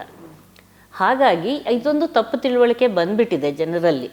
ಹಾಗಾಗಿ ಇದೇ ಕೂಡ ಎಷ್ಟೋ ಜನ ಸ್ತ್ರೀಯರಲ್ಲಿ ಒಂದು ಬಹಳ ಡೀಪಾಗಿ ಅದು ಏನಾಗುತ್ತೆ, ಮದುವೆ ಸಮಯದಲ್ಲಿ ಒಂದು ತಪ್ಪು ಉಪದೇಶಗಳನ್ನು ಕೊಡೋರು ಇದ್ಬಿಡ್ತಾರೆ ಅವ್ರ ಮನೆಯಲ್ಲೇ. ಅವ್ರ ಅಮ್ಮ, ಚಿಕ್ಕಮ್ಮ, ದೊಡ್ಡಮ್ಮ ಅಥವಾ ಫ್ರೆಂಡ್ಸು ಇದೆಲ್ಲ ಇಲ್ಲ, ಫಸ್ಟು ಇಂಟರ್ಕೋರ್ಸ್ ಆದರೆ ತುಂಬ ಪೇಯ್ನ್ ಆಗುತ್ತೆ, ಬ್ಲೀಡಿಂಗ್ ಆಗುತ್ತೆ, ನೀನು ನೋಡು ಅಂತ. ಕೆಲವರು ಎಷ್ಟೋ ಒಂದು ಸ್ವಲ್ಪ ಮುಜುಗರದ ಭಾವನೆ ಇರುತ್ತೆ, ಹಾಗೆ ಅಡ್ಜಸ್ಟ್ ಆಗಿಬಿಡತ್ತೆ. ಬಟ್ ಕೆಲವು ಸ್ತ್ರೀಯರಲ್ಲಿ ಏನಾಗುತ್ತೆ, ಬಹಳ ಆಳವಾಗಿ ಅವ್ರ ತಲೆಯಲ್ಲಿ ಆ ಭಯ ಬೇರೂರು ಬಿಡತ್ತೆ. ಹಾಗಾಗಿ ಅವರು ಸಹಕರಿಸೋಕ್ಕೆ ಸಾಧ್ಯನೇ ಆಗೋದಿಲ್ಲ. ಅದು ಯೋನಿ ಸುತ್ತ ಇರೋ ಮಾಂಸಖಂಡಗಳೆಲ್ಲ ಬಿಗಿಯಾಗಿ ಅವ್ರಿಗೆ ಸಂಭೋಗ ಕ್ರಿಯೆ ಮಾಡೋಕ್ಕೆ ಸಾಧ್ಯ ಆಗಲ್ಲ. ಅದಕ್ಕೆ ಸರಿಯಾದ ಚಿಕಿತ್ಸೆ ಕೊಟ್ಟರೆ ಖಂಡಿತ ಅದಕ್ಕೆ ಚಿಕಿತ್ಸೆ ಇದೆ. ಬಟ್ ಎಷ್ಟೋ ಜನಕ್ಕೆ ಗೊತ್ತಿಲ್ಲ ಅದನ್ನು. ಹೀಗಾಗಿ ಅವರಲ್ಲಿ ಜಗಳಕ್ಕೆ ಅದನ್ನು ಮತ್ತು ಅವ್ರ ಮನೆಯವ್ರಿಗೆಲ್ಲ ಹೇಳಿ ಇವಳು ಸಹಕರಿಸಲ್ಲ, ಇವಳು ಸರಿ ಇಲ್ಲ, ಅದು ಇದು ಏನೇನೋ ಜಗಳ ಕದನಗಳು ಬರುತ್ತೆ, ಅವ್ರಿಗೆ ಗೊತ್ತಿಲ್ಲ ಅದು. ಬಟ್ ಇನ್ನೂ ಒಂದೇನಾಗುತ್ತೆ, ಈ ರೀತಿ ಯೋನಿ ಸೆಡ್ತಾ ಇರಬೇಕಾದ್ರೆ ಆ ಹುಡುಗನಿಗೆ ಅದನ್ನು ಪ್ರಯತ್ನ ಮಾಡಿ ಮಾಡಿ ಅವನಿಗೂ ಕೂಡ ನಿಮ್ರ ದೌರ್ಬಲ್ಯ ಶುರುವಾಗೋ ಥರ ಆಗಿಬಿಡತ್ತೆ, ಸರಿಯಾದ ಸಂಭೋಗ ಆಗದೆ. ಸೊ ಅವ್ರೇನು ಮಾಡ್ತಾಳೆ, ಇವಳು ಅವ್ರನ್ನೇ ಅದು ನಮ್ಮ ಹಸ್ಬೆಂಡ್ ಸರಿ ಇಲ್ಲ, ಅವ್ರಿಗೆ ಅದನ್ನು ಸೇರೋದಕ್ಕಾಗೋದಿಲ್ಲ, ಅವ್ರದ್ದು ಗಡ್ಸಾಗೋದಿಲ್ಲ ಇದನ್ನು ಅಂತ ಬಂದು ಕಂಪ್ಲೇಂಟ್ ಮಾಡ್ತಾರೆ. ಚೆಕ್ ಮಾಡಿ ನೋಡಿದರೆ ಆ ಹುಡುಗಿರದೇ ಪ್ರಾಬ್ಲಮ್ ಇರುತ್ತೆ. ಸೊ ಈ ರೀತಿ, ಬಟ್ ಅದನ್ನು ಕಂಡುಹಿಡಿದ್ರೆ ಗೊತ್ತಾಗತ್ತೆ ಅವಾಗ. ಸೊ ಅದಕ್ಕೆ ನೀವು ಕೇಳಿದ್ರು, ನನ್ನ ಸಮಸ್ಯೆ ನಿನ್ನ ಸಮಸ್ಯೆ ಅಂತಲ್ಲ, ನಮ್ಮಿಬ್ಬರು ಒಟ್ಟು ಸಮಸ್ಯೆ. That couple as A unit ಇರೋದಿಲ್ಲ. ಬಟ್ ಅವ್ರು ನೀವು ಜಸ್ಟ್ ಗೈಡೆನ್ಸು ಕರೆಕ್ಟ್ ಆ ಸಂಭೋಗ ಕ್ರಿಯೆ ನಡೆಸೋವಂಥ ಸರಿಯಾದ ಆಸನಗಳನ್ನೇ ಅವ್ರು ಉಪಯೋಗಿಸಿರಲ್ಲ. ಹಾಗಾಗಿ ಅವ್ರಿಗೆ ಅದನ್ನ ಬಗ್ಗೆ ತಿಳುವಳಿಕೆ ಕೊಟ್ಟರೆ ಅದರೊಳಗೇ ಸರಿ ಹೋಗಿರುತ್ತೆ. ಹಾಗಾಗಿ ಇದನ್ನು ಕಂಡುಹಿಡಿದು ಅವ್ರು ಚಿಕಿತ್ಸೆ ಕೊಡೋದು ಮುಖ್ಯ, ಮತ್ತು ಅದಕ್ಕಾಗಿ ಅವ್ರ ಚಿಕಿತ್ಸೆಗೆ ಬರೋದು ಮುಖ್ಯ. ಎಷ್ಟೋ ಸಲ ಮುಜುಗರದ ಭಾವನೆಯಿಂದ ಹೆಂಗೆ ಹೋಗಿ ಡಾಕ್ಟ್ರ್ ಕೇಳೋದು, ಅವ್ರು ನಾವು ನೋಡಿ ನಗ್ಬೋದು, ಈ ರೀತಿ ಎಲ್ಲ ಇದೆಯಲ್ಲ ಅಂತ ಆ ಭಾವನೆಯಲ್ಲಿ ಇರ್ತಾರೆ ಎಷ್ಟೋ ಜನ. ಅದು ಕೂಡ ಒಂದು ಸಮಸ್ಯೆ ಆಗುತ್ತೆ. ಇವತ್ತು ಈ ಸೆಕ್ಸ್ ಎಜುಕೇಷನ್ ಕೊಡಬೇಕು ಅನ್ನೋಂಥದ್ದೊಂದು ಮಾತು ಬಂತು ಸರ್ಕಾರದ ಕಡೆಯಿಂದಾನೆ ಅನ್ನೋದನ್ನು ಹೇಳಿದ್ರಿ. ಇದನ್ನು ನೀವೇ 3 ದಶಕದಿಂದನೇ ಹೇಳ್ತಾ ಇದ್ದೀರಾ, ಇದು ಮುಖ್ಯ ಜನಕ್ಕೆ ಕೊಡಬೇಕು ಅಂತ. ಆದರೆ ಸರಿಯಾದ ಸೆಕ್ಸುವಾಲಿಟಿ ಏನು ಅನ್ನೋದನ್ನು ಖಂಡಿತವಾಗ್ಲೂ ಅದನ್ನು ತಿಳಿಸ್ಕೊಡ್ಬೇಕು, ಅದರ್ವೈಸ್ ಜನ ತಪ್ಪು ದಾರಿ ತುಳಿಯೋದೇ ಜಾಸ್ತಿ ಆಗತ್ತೆ ಅಂತ. ಸೊ ಸೆಕ್ಸ್ ಎಜುಕೇಷನ್ ಎಷ್ಟು ಮುಖ್ಯ? ಮತ್ತು ನೀವು ಹೇಳ್ದಂಗೆ ಇತ್ತೀಚೆಗೆ ಸುಪ್ರೀಂ ಕೋರ್ಟ್ ಕೂಡ ಹೇಳ್ತು, ಈಗ ಈ ಥರ ಸೆಕ್ಸುವಾಲಿಟಿ ಎಜುಕೇಷನ್ ಇಂಪಾರ್ಟೆಂಟು, ಚಿಕ್ಕ ವಯಸ್ಸಿನಲ್ಲೇ ಅವರು ಹದಿಹರಿಯಕ್ಕೆ ಕಾಲಿಡೋಕ್ಕೆ ಮುನ್ನನೇ ನಾವು ತಿಳಿಸ್ಕೊಡ್ಬೇಕು ಅದನ್ನು ಅಂತ ಸುಪ್ರೀಂ ಕೋರ್ಟಲ್ಲೂ ಹೇಳ್ತು. ನಮ್ಮ ಸರ್ಕಾರ ಕೂಡ ಅದ್ರ ಬಗ್ಗೆ ಯೋಚನೆ ಮಾಡಿದೆ ಅದನ್ನು. ಬಟ್ ಯಾತಕ್ಕೆ ಈ ತಪ್ಪು ಭಾವನೆ ಬಂದಿದೆ ಅಂದರೆ, ನಾವು ಫಸ್ಟು ಸೆಕ್ಸ್ ಆ್ಯಂಡ್ ಸೆಕ್ಸುಯಾಲಿಟಿ ಅದರದ ಒಂದು ಈ 2 ಪದದ ಅರ್ಥ ತಿಳ್ಕೊಬೇಕಾಗಿದೆ. ಸೆಕ್ಸುಯಾಲಿಟಿ ಅಂತ ನಾವು ಲೈಂಗಿಕತೆ ಅಥವಾ ಅದನ್ನು ಹೇಳೋದು ಅದೊಂದು ಬ್ರಾಡರ್ ಟರ್ಮ್ ಅಂತ ಹೇಳ್ಬೋದು. ಅದು ಪ್ರತಿ ವ್ಯಕ್ತಿಗೆ ಸಂಬಂಧಪಟ್ಟ ಹುಟ್ಟಿನಿಂದ ಇಳಿ ವಯಸ್ಸಿನವರೆಗೂ ಅವ್ರ ದೇಹಕ್ಕೆ ಅಂಟ್ಕೊಂಡಂಥ ಒಂದು ವಿಷಯ. ಇದಕ್ಕೆ ಹಲವಾರು ಆಯಾಮಗಳು, ಹುಟ್ಟಿದಾಗ ಯಾವ್ದು ಹೆಣ್ಣು ಗಂಡು ಅಂತ ಮಗುನ ನಾವು ಹೇಳೋದ್ರಿಂದ ಹಿಡಿದು ಮುಂದೆ ಬಾಲ್ಯಾವಸ್ಥೆ, ಪ್ರೌಢಾವಸ್ಥೆಗೆ ಬಂದು ಹದಿಹರಿಯ ಕಾಲಿಟ್ಟು ಮದುವೆ, ಗಂಡು ಹೆಣ್ಣಿನ ಸಂಬಂಧ, ಗರ್ಭಧಾರಣೆ, ಗರ್ಭ ನಿರೋಧ ಅಥವಾ ಋತುಬಂಧ, ಇವೆಲ್ಲ ಕೂಡ ಬೇರೆ ಬೇರೆ ಆಯಾಮಗಳು. ಅಂದರೆ ಪ್ರತಿ ವ್ಯಕ್ತಿಗೂ ಅದು ಸಂಬಂಧಪಟ್ಟ ವಿಷಯ. ಸೆಕ್ಸುಯಾಲಿಟಿ ಅದಕ್ಕೇನು ಬೇರೆ ಅದು ಡಿಫ್ರೆಂಟ್ ಮೀನಿಂಗ್ ಕೊಡೋದು. ಸೆಕ್ಸ್ ಅನ್ನೋದು ಒಂದು ಬಹಳ ಒಂದು ಇಡೀ ಸೆಕ್ಸುಯಾಲಿಟಿ ಅಥವಾ ಲೈಂಗಿಕತೆಯ ಒಂದು ಬಹಳ ಕಡಿಮೆ ಅಂಶ ಅಂತ ಹೇಳ್ಬೋದು. ಒಂದು 3%, 3% ಅಂತ. ಅಂದರೆ ಇದು ಒಂದು ನೀನು ಗಂಡು ಹೆಣ್ಣು ಹೇಳೋದಕ್ಕೆ, ಲಿಂಗ ಹೇಳೋದಕ್ಕೆ ಸೆಕ್ಸ್ ಅನ್ನೋದನ್ನು ಜೆಂಡರ್ಗೋಸ್ಕರ ಉಪಯೋಗಿಸ್ತೀವಿ. ಇನ್ನೊಂದು ಸಂಭೋಗ ಕ್ರಿಯೆಗೆ. ಈ ಸೆಕ್ಷುವಾಲಿಟಿ ಎಜುಕೇಷನ್ ಅನ್ನೋದನ್ನು ಅವರೇನು ಅಂದ್ಕೊಂಡ್ಬಿಡ್ತಾರೆ, ಅದು ಖಂಡಿತವಾಗ್ಲೂ ಸಂಭೋಗದ ಬಗ್ಗೆ ತಿಳಿಸ್ಕೊಡೋದಾಗಲಿ, ಗಂಡು ಹೆಣ್ಣು ಸಂಬಂಧ ತಿಳಿಸೋದು ಅಥವಾ ಮಗುವಿನ ಜನನದ ಬಗ್ಗೆ ತಿಳಿಸೋ ವಿಷಯ ಖಂಡಿತ ಅಲ್ಲ. ಚಿಕ್ಕ ವಯಸ್ಸಿನಿಂದನೇ ಅವರ ದೇಹದ ಬಗ್ಗೆ ಅರಿವು ಮೂಡಿಸೋದು. ಈವನ್ ಸ್ಕೂಲ್ಗೆ ಹೋಗೋದಕ್ಕೆ ಮುಂಚೆನೇ ಮನೆಯಲ್ಲೇ ತಾಯಿನೇ ಮೊದಲ ಗುರು ಅಂತ ಹೇಳೋ ಹಾಗೆ ಮನೆ ಮೊದಲು ಪಾಠ ಅದರ ದೇಹದ ಬಗ್ಗೆ ನಕಾರಾತ್ಮಕ ಭಾವನೆಗಳು ಬರ್ದಂಗೆ ಪಾಸಿಟಿವ್ ಆ್ಯಟಿಟ್ಯೂಡ್ ಅದ್ರ ಬಗ್ಗೆ ತನ್ನ ದೇಹನ ತಾನು ಗುರುತಿಸ್ಕೊಳ್ಳೋದು, ಅದರಿಂದ ಏನು ತಪ್ಪಿಲ್ಲ. ಚಿಕ್ಕ ಮಗು ಕೂಡ ಅದ್ರ ಜನ ಗುರುತಿಸ್ಕೊಳ್ಬೋದು ಅಥವಾ ಅದರ ದೇಹನ ಎಲ್ಲ ಎಕ್ಸ್ಪ್ಲೋರೇಷನ್ ಅದಷ್ಟೇ.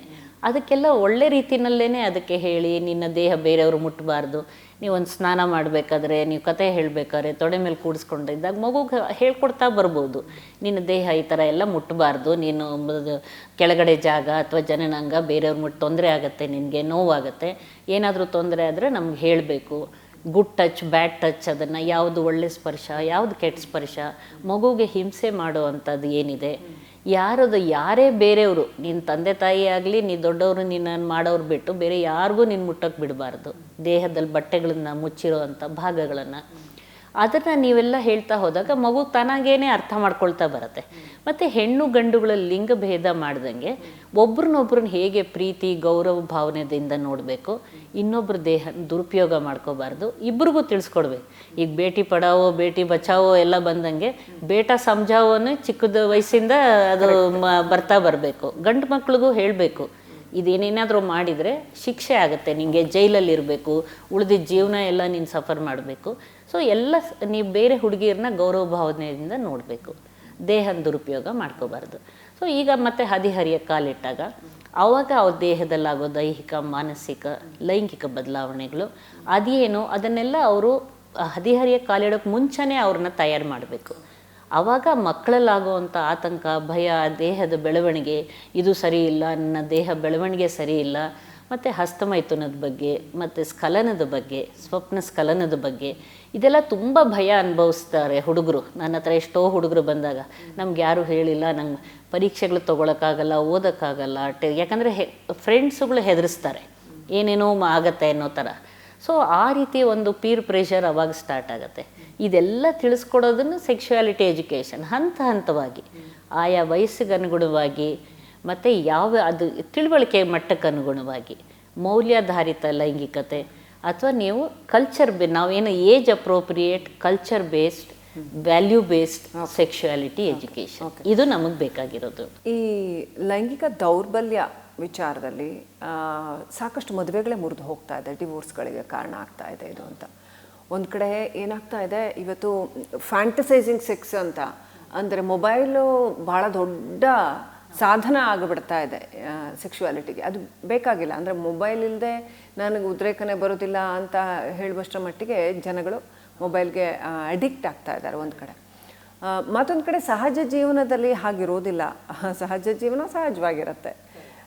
ಸೊ ಇದು ಈ ವೈರುಧ್ಯ ಸಮಸ್ಯೆನ ಉಂಟು ಮಾಡ್ತಾ ಇದೆ ಅಂತ ಏನು ಹೇಳೋಕೆ ಬಯಸ್ತೀರಿ? ಖಂಡಿತವಾಗ್ಲೂ ಈಗ ಈ mobile addiction, internet addiction, pornography addiction ಭಾಳಷ್ಟು ಜನಕ್ಕೆ ಅದಿಲ್ಲದೆ ಇದ್ದರೆ ಈಗ ಅದನ್ನು ನೋಡೋದ್ರಿಂದನೇ ಹಸ್ತಮೈಥುನ ಮಾಡ್ಕೊಳ್ಳೋದಾಗಲಿ, ಹಸ್ತಮೈಥುನಕ್ಕೆ ಮಾಸ್ಟರ್ಬೇಷನ್ ಅಡಿಕ್ಷನ್ ಆಗೋವಂಥದ್ದಾಗಲಿ, ಅದಿಲ್ಲದೆ ಇದ್ದರೆ ಉದ್ರೇಕ ಬರೋದೇ ಇಲ್ಲ, ನಿದ್ದೆ ಬರೋದೇ ಇಲ್ಲ ಅನ್ನೋದು, ಈ ಥರ ಬಹಳಷ್ಟು ಜನ ಅದನ್ನು ಅನುಭವಿಸ್ತಾ ಇದ್ದಾರೆ. ಅದ್ರ ಜೊತೆಗೆ ಏನಾಗುತ್ತೆ, ಇನ್ನೂ ಗಂಡ ಹೆಂಡತಿ ಮಧ್ಯೆನೂ ಕೂಡ ಎಷ್ಟೋ ಜನಕ್ಕೆ ಅದನ್ನು ತೊಂದರೆ ಉಂಟು ಮಾಡ್ತಾ ಇದೆ. ನನ್ನ ಹೆಂಡತಿ ಹೀಗೆ ಇರಬೇಕು, ಅದರೊಳಗಿರೋ ಥರ ಬಿಹೇವ್ ಮಾಡಬೇಕು, ಆ ಥರ ತನಗೆ ಇಷ್ಟವಾಗೋ ರೀತಿಯಲ್ಲಿ ಈ ರೀತಿ ಎಲ್ಲ ಮಾಡಬೇಕು, ಅವಳ ಮೇಲೆ ಕೂಡ ಕೆಲವರಲ್ಲಿ ಒತ್ತಡ ಆಗ್ತಾ ಇದೆ. ಅದೇ ರೀತಿ ಹೆಂಗಸರಲ್ಲೂ ಕೂಡ ಈ ಪೋರ್ನೋಗ್ರಫಿ ಇದನ್ನೆಲ್ಲ ನೋಡಿದಾಗ ಏನಾಗಿರುತ್ತೆ, ನನ್ನ ಗಂಡ ಈ ರೀತಿ ಇಲ್ಲ, ಅವರ ಜನನಾಂಗದ ಗಾತ್ರ ಈ ಥರ ಇಲ್ಲ, ಅಥವಾ ಅವ್ರು ಇಷ್ಟೊತ್ತು ತನಕ ಸಂಭೋಗ ಮಾಡಲ್ಲ, ಇದೆಲ್ಲ ಒಂದು ಅನ್ರಿಯಲಿಸ್ಟಿಕ್ ಎಕ್ಸ್ಪೆಕ್ಟೇಷನ್ ಅಂತ. ಒಂಥರ ಅವರು ನಿರೀಕ್ಷೆನೇ ಕೂಡ ಸರಿ ಇರೋದಿಲ್ಲ. ಸೊ ಆ ರೀತಿ ತೊಂದರೆಗಳು ಬರ್ತಾ ಇದೆ. ಗಂಡ ಹೆಂಡತಿ ಮಧ್ಯದಲ್ಲಿ ಸಂಬಂಧದಲ್ಲಿ ತೊಡಕುಗಳು, ಇವರು ನೀವು ಹೇಳ್ದಂಗೆ ಅಡಿಕ್ಷನ್, ಅದಕ್ಕೋಸ್ಕರನೇ ಆಗುವಂಥದ್ದು, ಅದರಿಂದ ಆಗುವಂಥ ತೊಂದರೆಗಳು, ಮತ್ತು ಇದರಿಂದ ಹಿಂಸೆ ಕೊಡೋದಾಗಲಿ, ಹಿಂಸೆ ಅವರಲ್ಲಿ ಫ್ರಸ್ಟ್ರೇಷನ್ನು, ಜಗಳ ಕದನ, ಎಷ್ಟೋ ಡೈವರ್ಸ್ ತನಕ ಹೋಗುವಂಥದ್ದು. ಸತ್ಯ ಹೇಳ್ತೀನಿ, ಯಾರು ಮಾತಾಡದೇ ಇರೋ ವಿಚಾರ ಆಗ್ಬಿಟ್ಟಿದೆ ಇದು. ಇದ್ರ ಬಗ್ಗೆ ಯಾರು ಮಾತಾಡೋಕ್ಕೆ ಆಗಲ್ಲ. ಈಗ ಏನಂತ ಮಾತಾಡ್ತೀರಿ? ಯಾರ ಹತ್ರ ಹೊರಗಡೆ ಮನೆಯವ್ರ ಹತ್ರ ಹೇಳಕ್ಕಾಗಲ್ಲ, ಫ್ಯಾಮಿಲಿ ಮೆಂಬರ್ಸ್ ಹತ್ರ ಅದೇ ಬಂದಿರೋ ಪ್ರಾಬ್ಲಮ್, ಹತ್ರ ಹೇಳ್ಕೊಳಕ್ಕಾಗಲ್ಲ, ಡಾಕ್ಟರ್ ಹತ್ರ ಹೋಗಕ್ಕೆ ಏನಿದೆ, ಇದಕ್ಕೇನಕ್ಕೆ ಡಾಕ್ಟರ್ ಹತ್ರ ಹೋಗೋದು, ಡಾಕ್ಟರ್ ಹತ್ರ ಹೋಗಿ ಏನು ಮಾಡಬೇಕಾಗಿದೆ ಅಂತ ಅನ್ಸ್ಬಿಡುತ್ತೆ. ಜನಗಳು ಬೋತ್ ಮೇಲ್ ಆ್ಯಂಡ್ ಫೀಮೇಲ್ ಇವತ್ತು ಈ ರೀತಿ ಪೋರ್ನೋಗ್ರಫಿಗೆ ಅಡಿಕ್ಟ್ ಆಗಿರೋವಂಥದ್ದು, ಆಮೇಲೆ ಸಿಕ್ಕಾಪಟ್ಟೆ ಫ್ಯಾಂಟಸೈಸಿಂಗು, ಅದು ಏನನ್ನೋ ತಿಳ್ಕೊಂಡು ಅವ್ರ ಜೀವನನ ಹಾಳು ಮಾಡ್ಕೋತಾರೆ. ನಿರೀಕ್ಷೆಗಳು ಜಾಸ್ತಿ ಆಗ್ತಾ ಹೋಗುತ್ತೆ. ಆ ನಿರೀಕ್ಷೆಗಳಿಗೆ ತಕ್ಕನಾಗೆ ಸಹಜ ಜೀವನ that becomes an unrealistic expectation. ಯಾವುದೇ ರೀತಿ ಈಗ ನಾವು ನಿಜ ಜೀವನ ಹೇಗಿದೆ, ರಿಯಾಲಿಟಿ ಏನಿದೆ, ವಾಸ್ತವಕ್ಕೆ ನಾವು ಫಸ್ಟು ತಿಳ್ಕೊಳ್ಬೇಕಾಗಿದೆ. ವಾಸ್ತವ ಏನು, ನಾವು ಎಷ್ಟು ಮಾಡಬೇಕು. ಈಗ ಮೊದಲು ಅದೆಲ್ಲ ಇಲ್ಲದ ಸಮಯದಲ್ಲಿ ಎಲ್ಲರೂ ಖುಷಿಯಾಗಿದ್ರು, ಸಂತೋಷವಾಗಿದ್ದರು. ಅದನ್ನು ಯಾಕಂದರೆ ಅವರ ನಿರೀಕ್ಷೆ ಮಟ್ಟ ಕಡಿಮೆ ಇತ್ತು. ಇವಾಗ ನಿರೀಕ್ಷೆ ಮಟ್ಟನೇ ತುಂಬ ಜಾಸ್ತಿ ಇದೆ, ಅದನ್ನು ತಲುಪೋದಕ್ಕಾಗೋದಿಲ್ಲ. ಆದ್ದರಿಂದ ವೈಜ್ಞಾನಿಕವಾಗಿ ಏನು ಹೇಳುತ್ತೆ ಅಥವಾ ನೀವು ವೈದ್ಯಕೀಯವಾಗಿ ಏನು ಹೇಳುತ್ತೆ, ಯಾವುದು ಸರಿ ಯಾವುದು ತಪ್ಪು, ಫಸ್ಟ್ ಜನಸಾಮಾನ್ಯರಿಗೆ ಅರ್ಥ ಆಗ್ಬೋದು. ಈ ಪೋರ್ನೋಗ್ರಫಿ ಅಥವಾ ಇದು ಅದೆಲ್ಲ ಕೆಲವರಲ್ಲಿ ಏನಾಗುತ್ತೆ, ಈ ಅದನ್ನು ಬರೀ ಒಂದು ಉದ್ರೇಕಕ್ಕೋಸ್ಕರವಾಗಿ ಅದನ್ನು ಅವ್ರ ಉದ್ರೇಕ ಬರೋಕ್ಕೆ ಅಥವಾ ಅವ್ರ ಸಂಭೋಗ ಕ್ರಿಯೆ ನಡೆಸೋದಕ್ಕೆ ಅದಕ್ಕೋಸ್ಕರವಾಗಿ ಅಷ್ಟರ ಮಟ್ಟದಲ್ಲೇ ಇದ್ರೂ ಪರವಾಗಿಲ್ಲ. ಅದನ್ನು ಮೀರಿ ನಾನು ಆ ಥರ ಇಲ್ಲ ಅನ್ನೋದು ಅವರು ಒಂದು ಆತಂಕ ಖಿನ್ನತೆ ಒಳಗಾಗೋದು, ಅಥವಾ ನನ್ನ ಒಂದು ಸಂಗಾತಿ ಇದೇ ರೀತಿ ಅವ್ರು ವರ್ತಿಸ್ಬೇಕು, ನನ್ನ ಜೊತೆ ಹಾಗೆ ಇರಬೇಕು ಅನ್ನೋದು ಒಂದು ಫೋರ್ಸ್ ಮಾಡೋದಾಗಲಿ, ಅದರಿಂದ ಆಗುವಂಥ ಕೆಟ್ಟ ಪರಿಣಾಮಗಳು ಇದು ಎಲ್ಲ ಕೂಡ ತೊಂದರೆ ಕೊಡ್ತಾ ಇರೋದು. ಸೊ ಅಂಥ ಸಮಯದಲ್ಲಿ ಅವ್ರಿಗೆ ಹಂಗೆ ಅನಿಸಿದರೆ ಒಂದು ಡಿ ಅಡಿಕ್ಷನ್, ಅದರಿಂದ ಅಡಿಕ್ಷನ್ ಕಡಿಮೆ ಮಾಡೋವಂಥದ್ದು ಒಂದು ಚಿಕಿತ್ಸೆ ಬೇಕಾಗುತ್ತೆ. ಮತ್ತು ಇಬ್ರಿಗೂ ಒಂದು ಆಪ್ತ ಸಮಾಲೋಚನೆ, ಯಾವ್ದು ಸರಿ ಯಾವ್ದು ತಪ್ಪು, ನೀವು ಏನು ಮಾಡ್ಬೋದು. ಈಗ ಲೈಂಗಿಕತೆಯಲ್ಲಿ ಏನಿರೋದು, ಗಂಡ ಹೆಂಡತಿ ಸಂಬಂಧ ಅಥವಾ ಯಾವುದೋ ಸಂಗಾತಿಗಳಾಗಲಿ ದೈಹಿಕ ಸಂಬಂಧ ಮಾಡಬೇಕಾದ್ರೆ ಒಬ್ಬರಿಂದ ಒಬ್ಬರಿಗೆ ತೊಂದರೆ ಆಗಬಾರ್ದು, ಹಿಂಸೆ ಆಗಬಾರ್ದು, ಅವ್ರನ್ನ ದುರುಪಯೋಗ ಮಾಡ್ಕೋಬಾರ್ದು, ಯಾವುದೂ ಬಲವಂತದ ಸಂಭೋಗ ಕ್ರಿಯೆ ಆಗಬಾರ್ದು. ಅದು ಇರೋದು ಡಿಕ್ಟಮು. ಅದು ಅಷ್ಟರೊಳಗೆ ನೀವು ಇಟ್ಕೊಂಡಾಗ ಯಾವುದೇ ರೀತಿ ನಿಮ್ಮ ಲೈಂಗಿಕ ಚಟುವಟಿಕೆಗಳು, ಸಂಭೋಗಗಳು ಅಥವಾ ನಿಮ್ಮ ಉದ್ರೇಕಗಳು ಯಾವುದೂ ತಪ್ಪಲ್ಲ ಇದರೊಳಗೆ. ಅದರೊಳಗೆ ನನ್ನಿಂದ ನನ್ನ ಸಂಗಾತಿಗೆ ತೊಂದರೆ ಆಗಬಾರ್ದು, ಅವಳಿಗೂ ಇಷ್ಟವಾಗಬೇಕು, ಅಥವಾ ನನ್ನ ಗಂಡನಿಗೂ ಇಷ್ಟವಾಗೋ ರೀತಿಯಲ್ಲಿ ಅವಳು ಬಿಹೇವ್ ಮಾಡಿದ್ರಾಗಲಿ ಅದು ಮಾಡಿ ಅದ್ರಾಗೆ ಯಾವುದೂ ತಪ್ಪಿಲ್ಲ. ಎಷ್ಟೋ ಜನ ಸ್ತ್ರೀಯರಿಗೆ ಇನ್ನೂ ನನ್ನ ಗಂಡ ಈ ರೀತಿ ಹೇಳ್ತಾರೆ, ಆ ರೀತಿ ಮಾಡಂತಾರೆ, ಹಿಂಗೆ ಮಾಡ್ತಾರೆ, ನನಗೆ ಅದೆಲ್ಲ ಇಷ್ಟ ಎಲ್ಲ ಮಾಡಿ ಇನ್ನೂ ಜನರಿಗೆ, ಯಾಕಂದರೆ ಅವರಲ್ಲೂ ಅರಿವು ತಿಳುವಳಿಕೆ ಕಡಿಮೆ ಇರುತ್ತೆ ಸ್ತ್ರೀಯರಲ್ಲಿ. ಯಾವುದು ಮಾಡಿದರೆ ಸರಿ ಯಾವುದು ಮಾಡಿದರೆ ತಪ್ಪು ಅನ್ನೋದೇ ಅವ್ರಿಗೆ ಬೇಸಿಕಲಿ ಗೊತ್ತಿರಲ್ಲ. ಹಿಂಗೆ ಮಾಡಿದರೆ ಸರಿನಾ, ನಿನಗೆ ಹಿಂಸೆ ಆಗದ ರೀತಿಯಲ್ಲಿ ನಿನಗೆ ಇಷ್ಟವಾಗತ್ತಾ, ನಿನಗೆ ಅದರಿಂದ ತೊಂದರೆ ಆಗಲ್ಲ ರೀತಿ ಆದರೆ ನೀನು ಯಾವುದೇ ಚಟುವಟಿಕೆಯಲ್ಲಿ ಭಾಗವಹಿಸಿದ್ರೂ ಏನೂ ತಪ್ಪಿಲ್ಲ ಅದನ್ನು. ಯಾಕಂದರೆ ನಿಮ್ಮಿಬ್ಬರ ಸಂಬಂಧ, ನಿಮ್ಮಿಬ್ಬರು ಸಂತೋಷ, ನಿಮ್ಗೆ ಅದರಿಂದ ಸಿಗೋವಂಥ ಆನಂದ ಅದು ನಿಮ್ಮ ಸಂಬಂಧನೂ ಗಟ್ಟಿಗೊಳಿಸುತ್ತೆ. ಈಗ ಯಾವುದೇ ಒಂದು ಲೈಂಗಿಕ ಸಂಪರ್ಕ ಅಂದರೆ ಒಂದು ಗಂಡು ಹೆಣ್ಣನ್ನು ಒಂದು ಹತ್ತಿರ ತರೋವಂಥ ಸಾಧನ.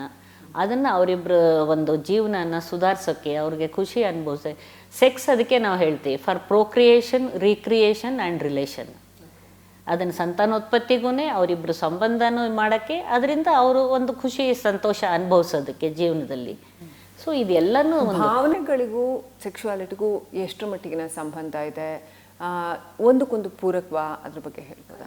ಮತ್ತು ಆತ್ಮವಿಶ್ವಾಸ ಚೆನ್ನಾಗಿ ಇದ್ದರೆ, ಒಬ್ಬರಲ್ಲೊಬ್ಬರಿಗೆ ಗೌರವ ಇದ್ದರೆ ಅದು ಇನ್ನಷ್ಟು ಜೀವನ ಚೆನ್ನಾಗಿರುತ್ತಾ, ಹೇಗೆ? ಖಂಡಿತ. It's a mind, body and soul. Sex ಅನ್ನೋದು ಒಂದು ಬಹಳ ಸಿಂಪಲ್ ವಿಷಯ ಅಲ್ಲ. ಇಡೀ ದೇಹ ಅದರೊಳಗೆ ಅದನ್ನು ತನ್ನ ಪಾತ್ರ ವಹಿಸತ್ತೆ. ಅದು ಬ್ರೈನಿಂದ ಬಿಗ್ಗೆಸ್ಟ್ ಸೆಕ್ಸ್ ಆರ್ಗನನ್ನು ಮಿದುಳು ಅಂತ ಹೇಳಿ. ಓಕೆ.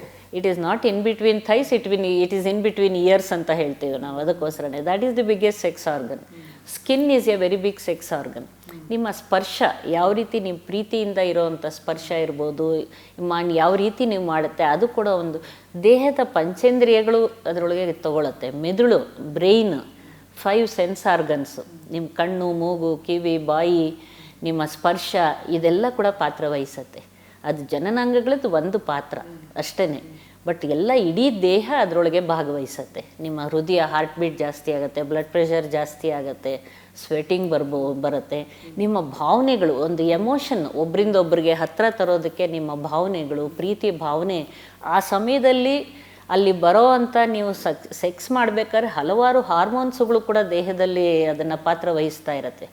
ಆ ಒಂದು ಖುಷಿಯಾದ ಒಂದು ಸಂಭೋಗ ಕ್ರಿಯೆ ಮಾಡಿದಾಗ ಒಂದು ಆ ಹಾರ್ಮೋನ್, ಲವ್ ಹಾರ್ಮೋನು ಅಥವಾ ರಿಲೇಷನ್ಶಿಪ್ ಹಾರ್ಮೋನ್ ಕೂಡ ನಿಮಗೆ ಆ ಸಮಯದಲ್ಲಿ ರಿಲೀಸ್ ಆಗುತ್ತೆ. ರಿಲೇಷನ್ಶಿಪ್ ಹಾರ್ಮೋನ್ ಅಂತ ಅದೇನೇ ಆಕ್ಸಿಟೋಸಿನ್ನು ಇದನ್ನೆಲ್ಲ ರಿಲೀಸ್ ಆದಾಗ ಅದಕ್ಕೆ ಒಂದು ತೃಪ್ತಿ ಭಾವನೆ, ನಿಮ್ಮ bonding, it's A bonding hormone ಅಂತ ಅದಕ್ಕೆ ಹೇಳೋದು. ಆ ಸಮಯದಲ್ಲಿ ಒಬ್ರನ್ನೊಬ್ರು ತುಂಬ ಜೊತೆಯಾಗಿರಬೇಕು, ನಾವು ಇಬ್ಬರು ಒಂದಾಗಿದ್ದೀವಿ ಅನ್ನೋ ಆ ಭಾವನೆಗಳು ಬರೆಸೋ ಅಂಥದ್ದು. ಅದು ಅದು ಒಂದು ಪ್ರಪಂಚದ ಅಥವಾ ಒಂದು ಪ್ರಕೃತಿಯ ಬಹಳ ದೊಡ್ಡ ಒಂದು ವಿಸ್ಮಯ ಅಂತ ಹೇಳ್ಬೋದು. ಈ ಇದರದ್ದು ಸರಿಯಾದ ವ್ಯಾಲ್ಯೂ ಬೇಸ್ಡ್ ಸೆಕ್ಷುಯಾಲಿಟಿ ಅಂತ, ಮೌಲ್ಯಾಧಾರಿತ ಲೈಂಗಿಕತೆ, ಒಬ್ರಿಗೊಬ್ರು ಹಿಂಸೆ ಆಗದ ರೀತಿನಲ್ಲಿರುವಂಥ ಲೈಂಗಿಕತೆ, ಅದನ್ನೇ ನಾವು ಸೆಕ್ಷುವಲ್ ರೈಟ್ಸಲ್ಲಿ ನಾವು ಅದನ್ನೇ ಹೇಳ್ತೀವಿ. ಲೈಂಗಿಕತೆಗೆ ಸಂಬಂಧಪಟ್ಟ ಈ ಹಕ್ಕುಗಳಿದೆಯಲ್ಲ, ಅದನ್ನು ತಿಳ್ಕೊಂಡಾಗ ಯಾವ ರೀತಿ ಒಬ್ರಿಗೊಬ್ರಿಗೆ ತೊಂದರೆ ಆಗದ ರೀತಿಯಲ್ಲಿ ನಿಮ್ಮ ಸುಖ ಜೀವನ ಸಾಗಿಸ್ಬೇಕು ಅಂತ ಇದನ್ನು ತಿಳಿಸ್ಕೊಳ್ಳಿ. ಇದನ್ನೇ ಜನರಿಗೆ ಸರಿಯಾದ ಲೈಂಗಿಕ ಶಿಕ್ಷಣ ಎಲ್ಲ ವಯಸ್ಸಲ್ಲೂ ಬೇಕು, ಬರೀ ಸ್ಕೂಲ್ ಹುಡುಗರಿಗೆ ಇವ್ರಿಗೆ ಅಂತಲ್ಲ. ಅದು ಗಂಡು ಹೆಣ್ಣು ದಂಪತಿಗಳಿಗೆ ಬೇಕು, ಇಳಿ ವಯಸ್ಸಿನಲ್ಲಿ ಬೇಕು. ಈಗ ಇಳಿ ವಯಸ್ಸಿನಲ್ಲಿ ಅಂದರೆ ಲೈಂಗಿಕತೆ ಅಂದ್ರೇ ಎಷ್ಟೋ ಮೂಗು ಮುರಿಯೋ ಅಂಥ ಸಂದರ್ಭ. ಖಂಡಿತ ಆ ಥರ ಆ ಭಾವನೆ ತಪ್ಪು ಭಾವನೆ ಅಂತ ಹೇಳ್ಬೋದು. ಇಳಿ ವಯಸ್ಸಿನಲ್ಲೂ ಅವ್ರದ್ದೇ ಅದು ಲೈಂಗಿಕತೆ ಇದೆ, ಅವರ ಸಂಬಂಧ ಇದೆ. ಎಲ್ಲ ಸ್ತ್ರೀಯರಿಗೇನಾಗುತ್ತೆ, ಮುಟ್ಟು ನಿಂತ ತಕ್ಷಣ ಅದು ಲೈಂಗಿಕ ಜೀವನದ ಕೊನೆ ಅಂದ್ಕೊಂಡ್ಬಿಡ್ತಾರೆ, ಎಂಡ್ ಆಫ್ ಸೆಕ್ಸ್ ಲೈಫ್ ಅಂತ. ಈಗ 45-50 ವಯಸ್ಸಿಗೆ ಮುಟ್ಟು ನಿಂತರೆ ಈಗ ಹೆಚ್ಚು ದಿನ ಬದುಕ್ತಾ ಇದ್ದಾರೆ ಅವರು, 70, 80, 90, 100 ವರ್ಷದ ತನಕ ಬದುಕ್ತಾ ಇದ್ದಾರೆ. ಆ ಸಮಯದಲ್ಲೂ ಕೂಡ ಆ ಸಂಗಾತಿತನ ಅಥವಾ ಆ ರಿಲೇಷನ್ಶಿಪ್, ಗಂಡು ಹೆಣ್ಣಿನ ಸಂಬಂಧ, ಎಲ್ಲ ಮಕ್ಕಳು ಎಲ್ಲ ದೊಡ್ಡವರಾಗಿ ಹೊರಗೋಗಿರ್ತಾರೆ, ಗಂಡ ಹೆಂಡತಿ ಇಬ್ಬರೇ ಉಳ್ಕೊಂಡಿರೋದು. ಆ ಸಮಯದಲ್ಲಿ ಅವ್ರ ಜೀವನ ಚೆನ್ನಾಗಿರಬೇಕು, ಕ್ವಾಲಿಟಿ ಆಫ್ ಲೈಫ್, ಜೀವನದ ಗುಣಮಟ್ಟ ನಮಗೆ ಬೇಕಾಗಿರೋದು. ಸೊ ಸೆಕ್ಸ್ ಅಂದರೆ ಬರೀ ಯಂಗ್ಸ್ಟರ್ಸ್ ಯುವ ಜನಾಂಗದ ಲೈಂಗಿಕತೆ ಮಾತ್ರ ಗ್ಲೋರಿಫೈ ಮಾಡೋದು. ಯಾಕಂದರೆ ಸಿನಿಮಾ, ಕತೆ, ಕಾದಂಬರಿಗಳು ಎಲ್ಲದರೊಳಗೂ ಅದನ್ನು ಮಾತ್ರ ಮಾಡ್ತಾರೆ. ಇಳಿ ವಯಸ್ಸಿನವ್ರಿಗೆ ಅವ್ರದ್ದೇ ಅದು ಸೆಕ್ಷುಯಾಲಿಟಿ ಇದೆ. ಅಂದರೆ ಆ ಸಮಯದಲ್ಲಿ ಕೆಲವು ಕಾಯಿಲೆಗಳು ಬರ್ಬೋದು, ಜಾಯಿಂಟು, ಬ್ಲಡ್ ಪ್ರೆಷರು, ಡಯಾಬಿಟೀಸು, ಅದಕ್ಕೆ ತಕ್ಕನಾಗಿ ಲೈಂಗಿಕತೆ ಕೂಡ ಬದಲಾಗ್ತಾ ಇರುತ್ತೆ, ಎಲ್ಲ ವಯಸ್ಸು ಬದಲಾದಂಗೆ. ಅದಕ್ಕೆ ಪೂರಕವಾಗಿ ಯಾವ ರೀತಿ ಅವರು ಸುಖಕರವಾದ ಜೀವನ ನಡೆಸ್ಬೇಕಂತ ಅವಾಗಲೂ ಕೂಡ ಅವರು ಖಂಡಿತ ವೈದ್ಯರ ಹತ್ರ ಬಂದು, ಯಾವುದೇ ನೋವಿನ ಸಂಭೋಗ ಇರ್ಬೋದು, ಹಾರ್ಮೋನ್ ಡಿಫಿಷಿಯನ್ಸಿ ಇರ್ಬೋದು, ಅದಕ್ಕೆ ಚಿಕಿತ್ಸೆ ಪಡ್ಕೊಳ್ಳೋದ್ರಲ್ಲಿ ಯಾವುದೇ ಮುಜುಗರದ ಭಾವನೆ ಇಟ್ಕೋಬೇಕಾಗಿ. ಓಕೆ, ಬೋತ್ ಸೈಡ್ ಆ್ಯಂಡ್ ಅನ್ಸೈಡ್ ನಾವು ಜಗತ್ತಿನಲ್ಲಿ ನೋಡ್ತಾ ಇದ್ದರೆ ಇವತ್ತು ಸಾಕಷ್ಟು ಎಕ್ಸ್ಟ್ರಾ ಮ್ಯಾರಿಟಲ್ ಅಫೇರ್ಸ್ ಆ ಥರದ್ದೆಲ್ಲ ತುಂಬ ಜಾಸ್ತಿ ಆಗ್ತಾ ಇದೆ. ಸೊ ಅದು ಎಷ್ಟರ ಮಟ್ಟಿಗೆ ಸರಿ ಆ ರೀತಿ ಬೇರೆ ಬೇರೆಯವರ ಜೊತೆ ಲೈಂಗಿಕ ಸಂಪರ್ಕ ಇಟ್ಕೊಳ್ಳೋವಂಥದ್ದು ಅಥವಾ ಮದುವೆ ಆಚೆಗಿನ ಲೈಂಗಿಕ ಸಂಪರ್ಕಗಳು, ಇವೆಲ್ಲ ಎಷ್ಟರ ಮಟ್ಟಿಗೆ ಸರಿ ಅಂತ ಅನಿಸುತ್ತೆ? ಅದು ದೈಹಿಕವಾಗಿ ಏನು ಸಮಸ್ಯೆಗಳನ್ನು ತಂದೊಡ್ಡಬಹುದು, ಅದಕ್ಕೆ ಸಂಬಂಧಪಟ್ಟಿರ್ತಕ್ಕಂಥ ರೋಗಗಳು ಏನೆಲ್ಲ ಬರುತ್ತೆ? ಖಂಡಿತವಾಗ್ಲಿ ಯಾವುದೇ ರೀತಿಯಲ್ಲಿ ಗಂಡು ಹೆಣ್ಣು ಒಳ್ಳೆ ಜೀವನ ನಡೆಸಬೇಕು, ಒಬ್ರನ್ನೊಬ್ರನ್ನ ಅರ್ಥ ಮಾಡ್ಕೋಬೇಕು, ಒಬ್ಬರಿಗೆ ಒಂದು ಸಂಗಾತಿ. ಯಾವಾಗಲೂ ಹೇಳ್ತಾ ಇದ್ದಾರೆ, ಯಾವಾಗ ಒಬ್ರಿಗೊಬ್ರನ್ನ ಅರ್ಥ ಮಾಡಿಕೊಂಡು ಅವರ ಜೊತೆ ಸರಿಯಾದ ರೀತಿಯಲ್ಲಿರೋ ಅಂಥ ಸಿಂಗಲ್ ಇದರದ್ದು ಸಂಗಾತಿ ಇರಬೇಕು ಅಂತ ಹೇಳಿಬಿಟ್ಟು ನಮಗೆ ಇದು. ಆ ರೀತಿ ಇದ್ದಾಗ ಅವರಲ್ಲಿ ಸಮಸ್ಯೆಗಳು ಬರ್ಬೋದು, ಬಟ್ ಆ ಸಮಸ್ಯೆಗಳನ್ನು ಪರಿಹಾರ ಮಾಡ್ಕೋಬೋದು. ಆ ಸಮಸ್ಯೆಗೆ ಪರಿಹಾರ ಎಕ್ಸ್ಟ್ರಾ ಮ್ಯಾರಿಟಲ್ ರಿಲೇಷನ್ಶಿಪ್ ಅಲ್ಲ, ಯಾವುದೇ ವಿವಾಹಿತರ ಸಂಬಂಧಗಳು ಯಾವತ್ತಿದ್ರೂ ತೊಂದರೆ ಕೊಡುತ್ತೆ. ಅವರಲ್ಲಿ ಲೈಂಗಿಕ ಕಾಯಿಲೆ ಇರ್ಬೋದು, ಅವ್ರನ್ನ ದುರುಪಯೋಗ ಮಾಡ್ಕೊಳ್ಳೋದಿರ್ಬೋದು, ಅವ್ರ ಹತ್ರ ಇರೋ ದುಡ್ಡು ಕಾಸು ಕಿತ್ಕೊಂಡು ಅವ್ರನ್ನ ಏನೂ ಗತಿ ಇಲ್ಲದಂಗೆ ಮಾಡ್ಬೋದು. ಅದರಿಂದ ಮದುವೆ ಆದ ಹೆಂಡತಿಗೆ ಆಗುವಂಥ ತೊಂದರೆಗಳು, ಮಕ್ಕಳಿಗೆ ಆಗುವಂಥ ತೊಂದರೆಗಳು. ಎಷ್ಟು ಜನ ಬರ್ತಾರೆ, ಅವರು ಎಷ್ಟು ಸ್ತ್ರೀಯರು ಗೋಳಾಡ್ಕೊಂಡು ನಾನು ಏನು ಹೇಳಿದರೂ ಕೇಳಲ್ಲ, ಅವ್ರ ಹತ್ರ ಇದ್ದಾರೆ, ನನ್ನ ಮಕ್ಕಳಿಗೆಲ್ಲ ನಾವು ಏನು ಹೇಳಬೇಕು ಗೊತ್ತಾಗೋದಿಲ್ಲ, ಯಾಕೆ ನಾವು ಅಪ್ಪ ಹಿಂಗಾಡ್ತಾರೆ ಅಮ್ಮ ಅಂತ ನನ್ನನ್ನು ಬಂದು ಕೇಳ್ತಾರೆ, ನಾನು ಏನು ಉತ್ತರ ಹೇಳಿ ಅವ್ರು ಕೇಳಲ್ಲ. ಬಟ್ ಅವರು ಯಾರೋ ಏನಾಗುತ್ತೆ ಚೆನ್ನಾಗಿ ದುರುಪಯೋಗ ಮಾಡ್ಕೊಳ್ತಾರೆ. ಬೇರೆ ಸ್ತ್ರೀಯರು ಇದು ಯಾವುದೋ ಕಾರಣಕ್ಕೆ ಅವ್ರಿಗೇನೋ ಸಹಾಯ ಮಾಡೋಕ್ಕೆ ಹೋಗಿ ಒಬ್ಬರೇ ಇದ್ದಾರೆ, ಅಥವಾ ವಿಡೋನೋ ಇದ್ರದ್ದು ಏನೋ ಸಹಾಯ ಮಾಡೋಕ್ಕೆ ಹೋಗಿ ಅಲ್ಲಿ ಸಿಗಾಕೊಂಡ್ಬಿಟ್ಟಿರ್ತಾರೆ. ಅವರಲ್ಲಿ ಯಾವಾಗ ದೈಹಿಕ ಸಂಪರ್ಕ ಪ್ರಾರಂಭ ಮಾಡ್ತಾರೆ, ಅದನ್ನು ಎಕ್ಸ್ಪ್ಲಾಯ್ಟ್ ಮಾಡೋಕ್ಕೆ ಶುರು ಮಾಡ್ತಾರೆ. ಅವ್ರ ಹತ್ರ ದುಡ್ಡು ಕಾಸು ಎಳೆಯೋದಿರ್ಬೋದು, ಎಲ್ಲ ರೀತಿ ಅವ್ರನ್ನ ಬಿಟ್ಟು ಹೋಗ್ದಂಗೆ ಮಾಡೋದು, ಅದರಿಂದ ಮದುವೆ ಆದ ಹೆಂಡತಿಗೆ ತೊಂದರೆ ಕೊಡೋ ಅಂಥದ್ದು ಬಹಳಷ್ಟು ಕಷ್ಟ ಆಗುತ್ತೆ. ಅವ್ರನ್ನ ಏನು ಮಾಡಿದರೂ ಕೆಲವು ಸಲ ಅವರು ತಾವು ಮಾಡ್ತಿರೋ ತಪ್ಪು ಅನ್ನೋದನ್ನೇ ಅವ್ರಿಗೆ ಅರಿವಿಗೆ ಬಂದಿರೋದಿಲ್ಲ. ಯಾವತ್ತಿದ್ರೂ ಕೂಡ ಎಕ್ಸ್ಟ್ರಾ ಮ್ಯಾರಿಟಲ್ ವಿವಾಹೇತರ ಸಂಬಂಧಗಳಲ್ಲಿ ತೊಡಕುಗಳಾಗೇ ಆಗುತ್ತೆ. ಆ ತೊಡಕುಗಳಿಂದಾಗಿ ಮನೆ ಇಡೀ ಕುಟುಂಬನೇ ತೊಂದರೆಗೊಳಪಡುತ್ತೆ. ಅವರ ಹೆಂಡತಿ ಇರ್ಬೋದು, ಮಕ್ಕಳಿರ್ಬೋದು, ಆಮೇಲೆ ಅವರಲ್ಲಿರೋ ಆರ್ಥಿಕ ಸ್ಥಿತಿ ಗತಿಗಳು ಅವ್ರಿಗೂ ಕೂಡ ತೊಂದರೆ ಆಗೋದು, ಮತ್ತು ಅವರಲ್ಲಿ ಕಾಯಿಲೆ ಇದ್ದರೆ ಲೈಂಗಿಕ ಕಾಯಿಲೆಗೆ ಒಳಪಡೋ ಥರ ಆಗೋದು.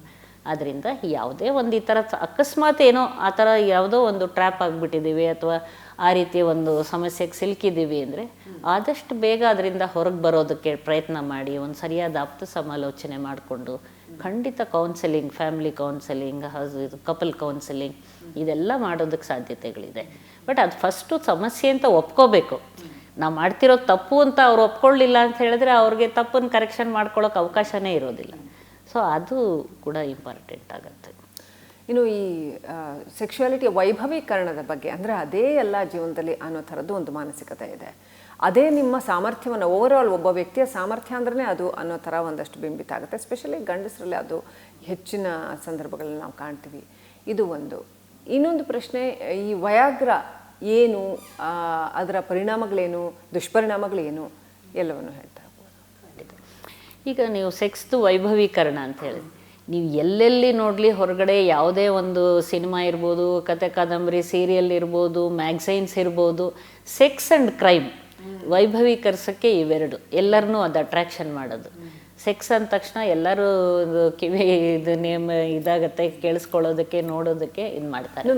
ವೆರಿ ರೆಡಿಕ್ಯುಲಸ್ಲಿ ಅದು ನಮ್ಮ ಪ್ರತಿನಿತ್ಯ ಜೀವನದ ಪಾರ್ಟ್ ಆ್ಯಂಡ್ ಪಾರ್ಸಲ್ ಆಗಿದ್ರೂ ಕೂಡ, ಪ್ರತಿಯೊಬ್ಬರ ಜೀವನದ ಪಾರ್ಟ್ ಆ್ಯಂಡ್ ಪಾರ್ಸಲ್ ಆಗಿದ್ದರೂ ಕೂಡ ಜನ ಅದ್ರ ಬಗ್ಗೆ ಒಂದು ವಿಚಿತ್ರವಾದ ಆಸಕ್ತಿ ಬೆಳೆಸ್ಕೊಂಡು ಈಗ ಎಲ್ಲನೂ, ಈಗ ನಾವು ಎಲ್ಲನೂ ಒಂದು ಸರಿಯಾದ ಪ್ರಪೋರ್ಷನಲ್, ಧರ್ಮ, ಅರ್ಥ, ಕಾಮ, ಮೋಕ್ಷ ಎಲ್ಲದಕ್ಕೂ ಒಂದೇ ರೀತಿಯಾಗಿ ಒಂದು ಅದಕ್ಕೆ ಒಂದು ಭಾವನೆ, ಬೆಲೆ ಕೊಟ್ಟಿದೆ, ಒಂದು ಸ್ಥಾನ ಸಿಕ್ಕಿದೆ. ಯಾವುದು ಜಾಸ್ತಿ ಆಗಬಾರ್ದು. ಧರ್ಮ ಅರ್ಥ ಜಾಸ್ತಿ ಆದರೂ ಕಷ್ಟ, ಅರ್ಥ ಜಾಸ್ತಿ ಆದರೂ ಕಷ್ಟ, ನೀವು ಕಾಮ ಜಾಸ್ತಿ ಆದ್ರೂ ಕಷ್ಟ, ಅದೆಲ್ಲ ಇರಲಿಲ್ಲ ಅಂದರೆ ಸರಿಯಾದ ಮೋಕ್ಷ ಸಿಗಲ್ಲ ಅನ್ನೋದು ಒಂದು ಇದ್ರದ್ದು. ಸೊ ಎಲ್ಲನೂ ಇನ್ ಮಾಡ್ರೇಷನ್, ಯಾವುದೂ ಅತಿಯಾಗಬಾರ್ದು. ಅತಿಯಾದರೆ ಅಮೃತನೂ ವಿಷ ಅಂತ ನಾವು ಏನು ಹೇಳ್ತೀವಿ.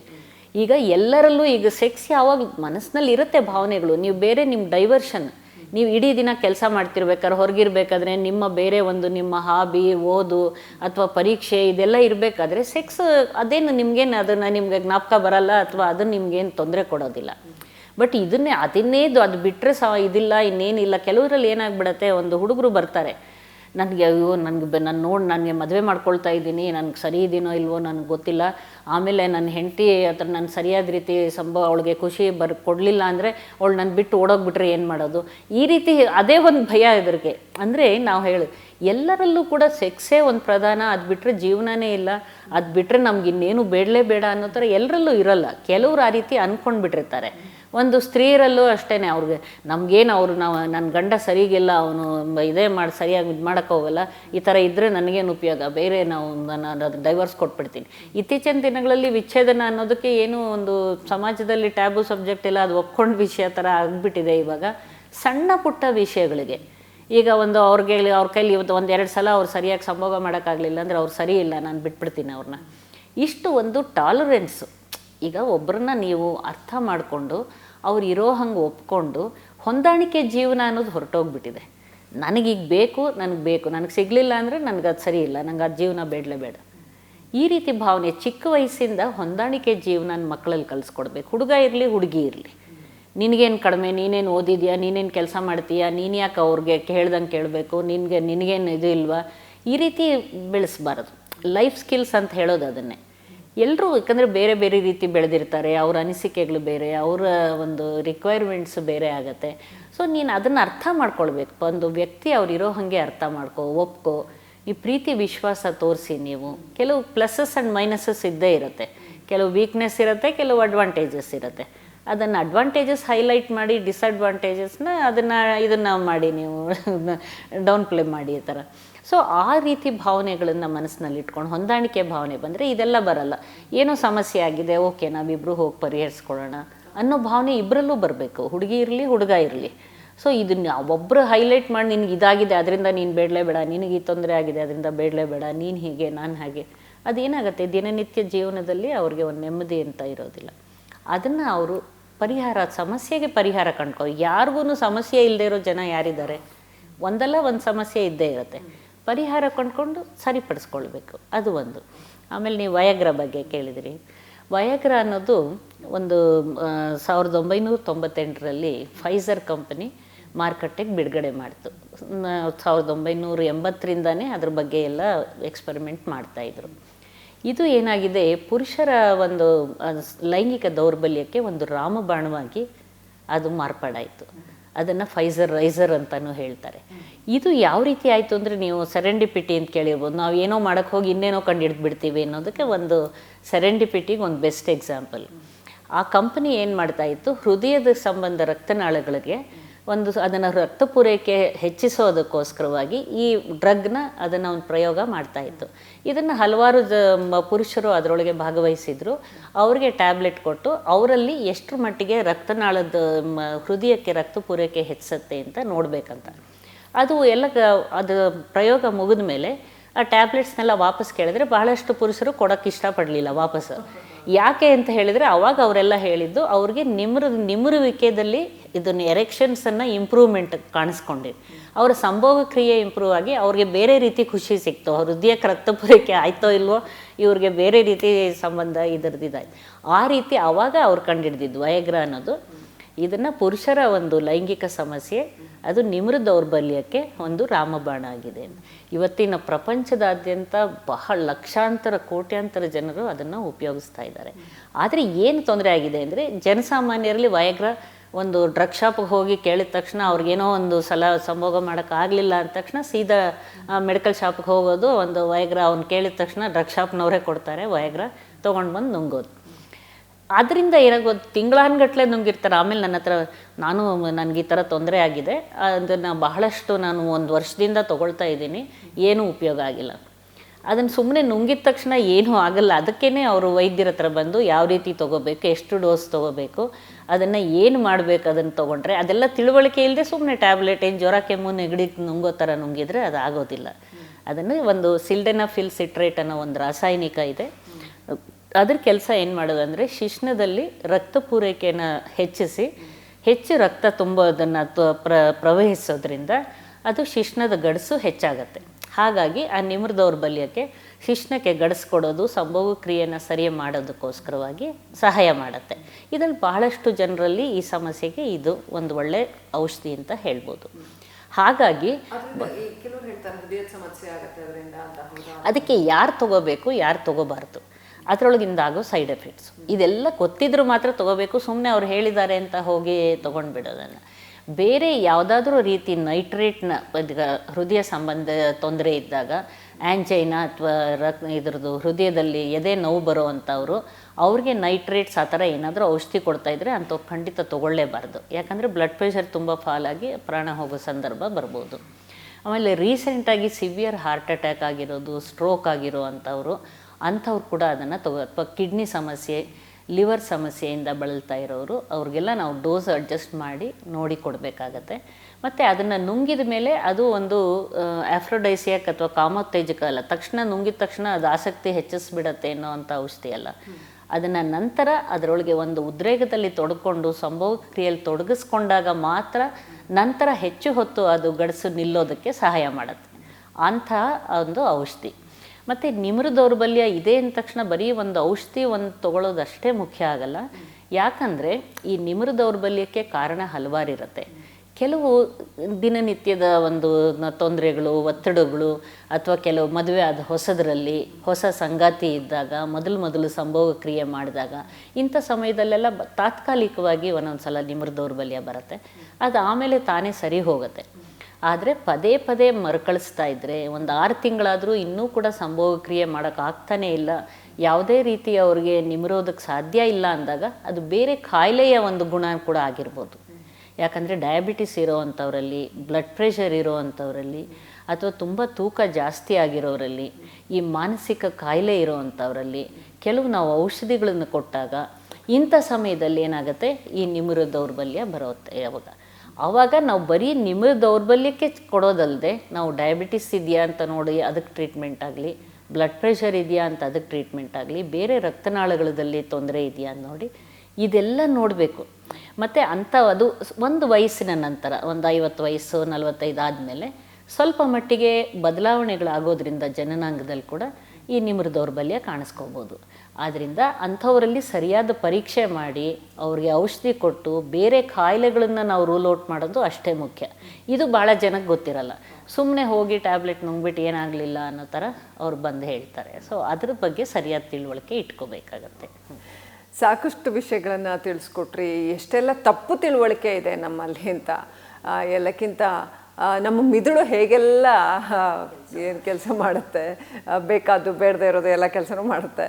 ಸೊ ಸರಿಯಾದ ತಿಳುವಳಿಕೆ ಬಹಳ ಅಗತ್ಯ, ಎಚ್ಚರಿಕೆ ಬಹಳ ಅಗತ್ಯ. ವೈದ್ಯರ ಹತ್ರ ಹೋಗೋದು ಏನು ಬಹಳ ದೊಡ್ಡ ತಪ್ಪಿನ ಕೆಲಸ ಅಲ್ಲ ಅದು.